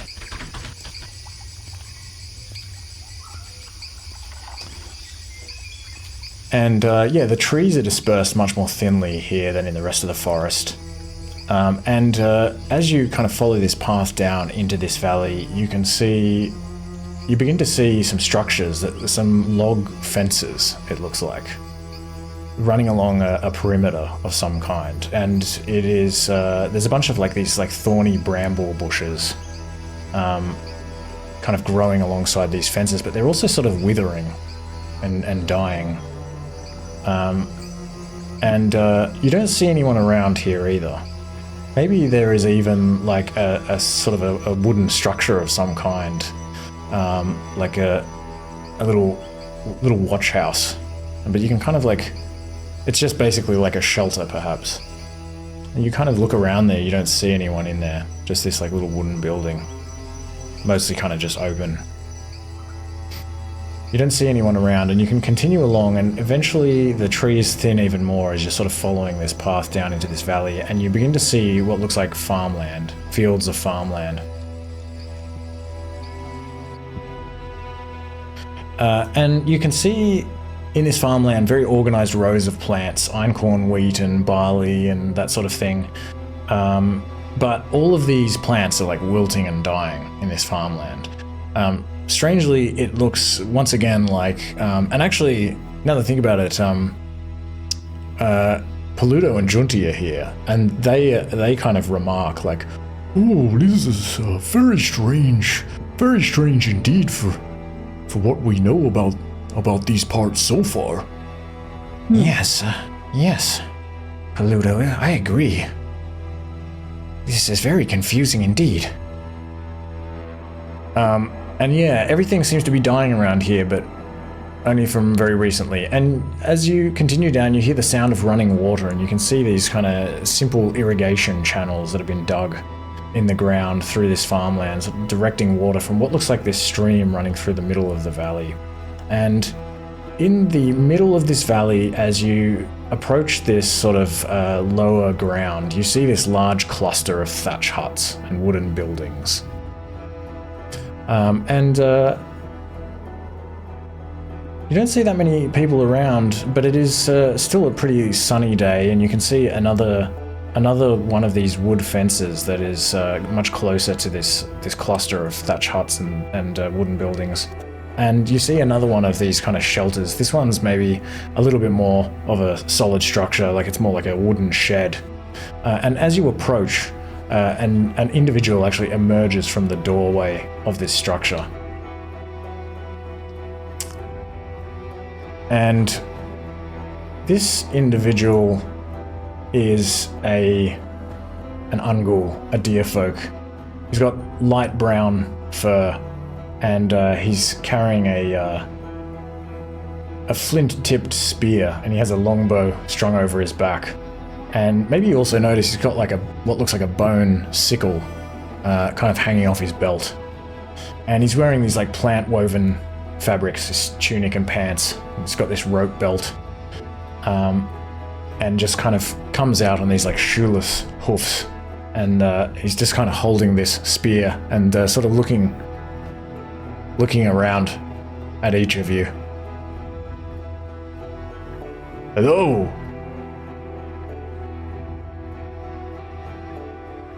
Can I help you? And Yao Mei, you would actually recognize he's speaking in Boarish. Hello. What?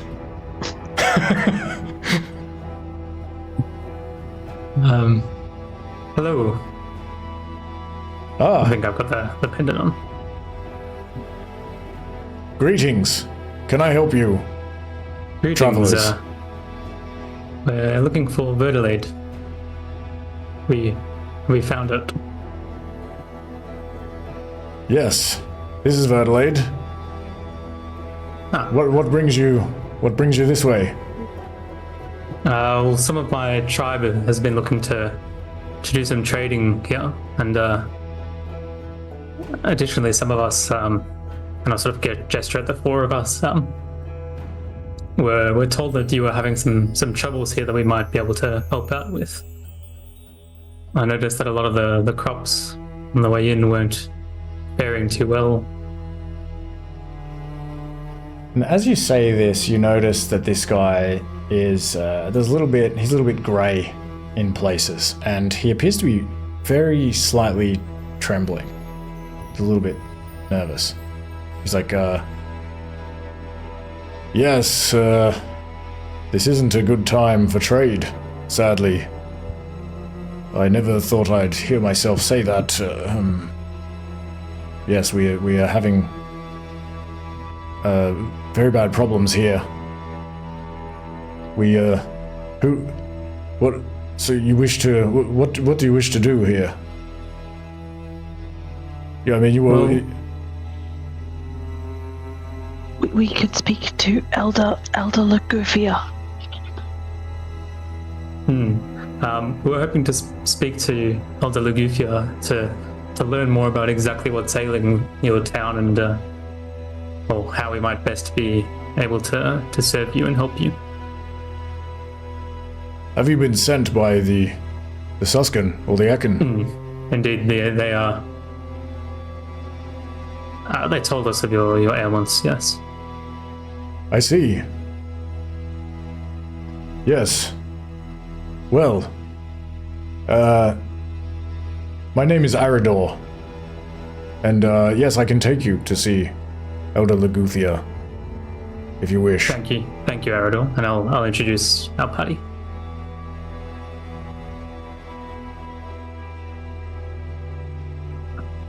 Good to meet you all. Well, follow me this way, please, and please keep your weapons low or sheathed, Of course. if you wouldn't mind. And he beckons you to follow him further down this path, past this fence, and towards these huts and buildings and things. And let me see. You can follow him into this. It's like a pretty large village, really. There's like dirt paths running between quite a lot of houses here. You see antlers everywhere, just kind of decorating everything. There's like antlers on top of the buildings, hung over doors, like deer antlers, on top of posts and things. And you're led to what is obviously a village square, this like large clearing in the middle. And you can see also as you're kind of walking through here that there are a few people sort of walking around, maybe sort of going about their business. A couple of people kind of come out of some of these huts to watch you pass. But it seems like for the size of this village that there's a lot, it seems underpopulated. And as you approach this large clearing in the middle of this village, you can see that there are a bunch of like open thatch roof stalls and small pavilions here. There are also some like larger kind of enclosed buildings that have like open doors with, you know, like verandas with these kind of like wooden benches and things. But they appear to be like devoid of items for sale, if that's what they were. It looks like shops and things like that. Like, as you come in here, you can sort of see like a couple of people who are sort of sitting around outside the front of their houses and things. Yeah, just doing various tasks. And you come eventually to a small group of people who are sitting just to the side of this square on these like these woven rugs on the dirt. A bunch of deer folk that are weaving baskets and making clay pottery together. As you approach this group, Arador sort of moves ahead of you and goes to kind of step among them. And you see this this very striking elderly Ungul sitting amongst them, dressed in these long robes, and she's got these very impressive antlers that have all of these kind of decorations tied to them, various like wraps and beads hanging off them, and she's got a bunch of like bead necklaces and things as well. And she's also dressed in this kind of in these like woven plant-based materials. She's pretty elderly looking. She's got these like sort of grey hairs, and her ears are kind of grey on the inside. And she's just like sitting there. She's got like probably dark brown fur aside from the grey patches. You notice like a lot of these people sitting around are pretty starting to look a little bit aged, kind of older. You don't notice like very many young people in the village. Maybe there's some like small children, but very few people who are kind of like young adults. She looks up at you as Arador kind of finishes interacting with her, and she sort of beckons for you to approach. And as you approach, she looks directly at you, Retty. She's got like milky eyes, look like they've got like cataracts in them. It almost kind of feels like she's like looking through you rather than looking at you. She says, Welcome to Verdelade, my druidic friend. And welcome to your friends as well. It is most fortunate for us that you have finally come. You've been expecting us? Yes. I knew that one such as yourself would come. Please, sit down with us. Let us talk. and many of these deer folk can kind of shift aside and give you some space on the ground to kind of sit with Elder Laguthia and discuss the situation with her. And let's end the session there.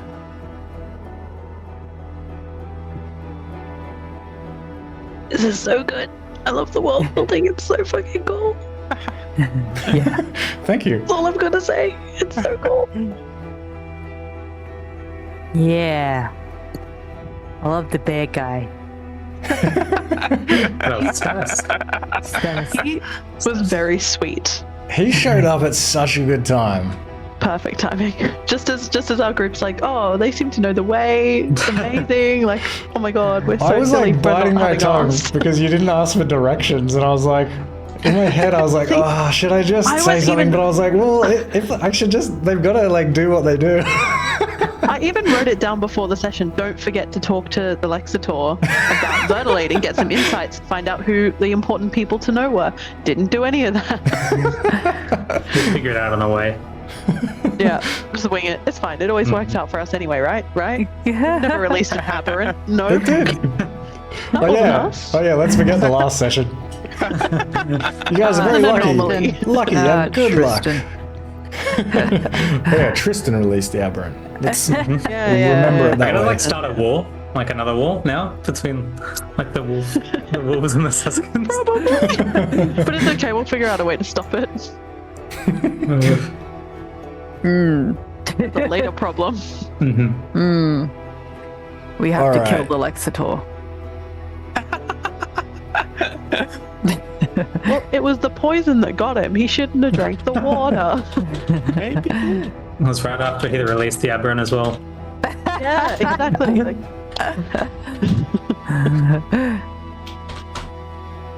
So what do we do this session? He journeyed. Journeyed. we found a dead city. Oh yeah. So you found the dead city. There's no Made combat. friends with some trolls. Friends. Yep. And Some downtime activities, some some building downtime. that. And then you met Stanis, and you made it to Verdelade. Okay. So Yeah, that was fun. That Troll City, Troll City. that VR. We need a tagline for Troll City now. I didn't expect you to interact with them. That was cool. It just, the whole thing of like, oh, we should call out just made me think of, you know, that game you used to play in like school where you'd pick a word and everyone would say the word Louder? increasing the volume every time. Oh yeah, That's yeah. what I was thinking. Oh, the word. Don't We say used it to like play it that wasn't in- penis. Yeah. That's Yeah. what we would say in class. You had to say the word penis louder than the last person. In primary school, it was boogers Oh.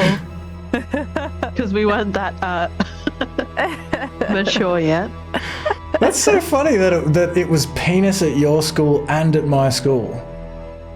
I think it would be penis at every It was school. penis at every That's school. to my knowledge. That's Just true. not my I can primary imagine. school. I can imagine Yeah, people yeah. arriving at the word penis just separately as well. But Yeah. but how does that sort of shit spread? Like, I guess people have friends that go to other schools, and it. It's like a pass it Yeah. down. Yeah, 100%. All right. So you can have 507 experience points each, and also ready, you get some catch-up XP. Ooh, You're I where? can level up. And also Vindaros, you get some catch-up XP. Nice. Does that mean it's a level? Oh, Is it a level for you as well? It might not be. Wait, did you get that? No, you didn't get that. There you go. no, just short, I think. No. Does that do it? No, it's just short, like just short. 155. Lame. That's okay. Soon. But everyone else is leveling. Nice.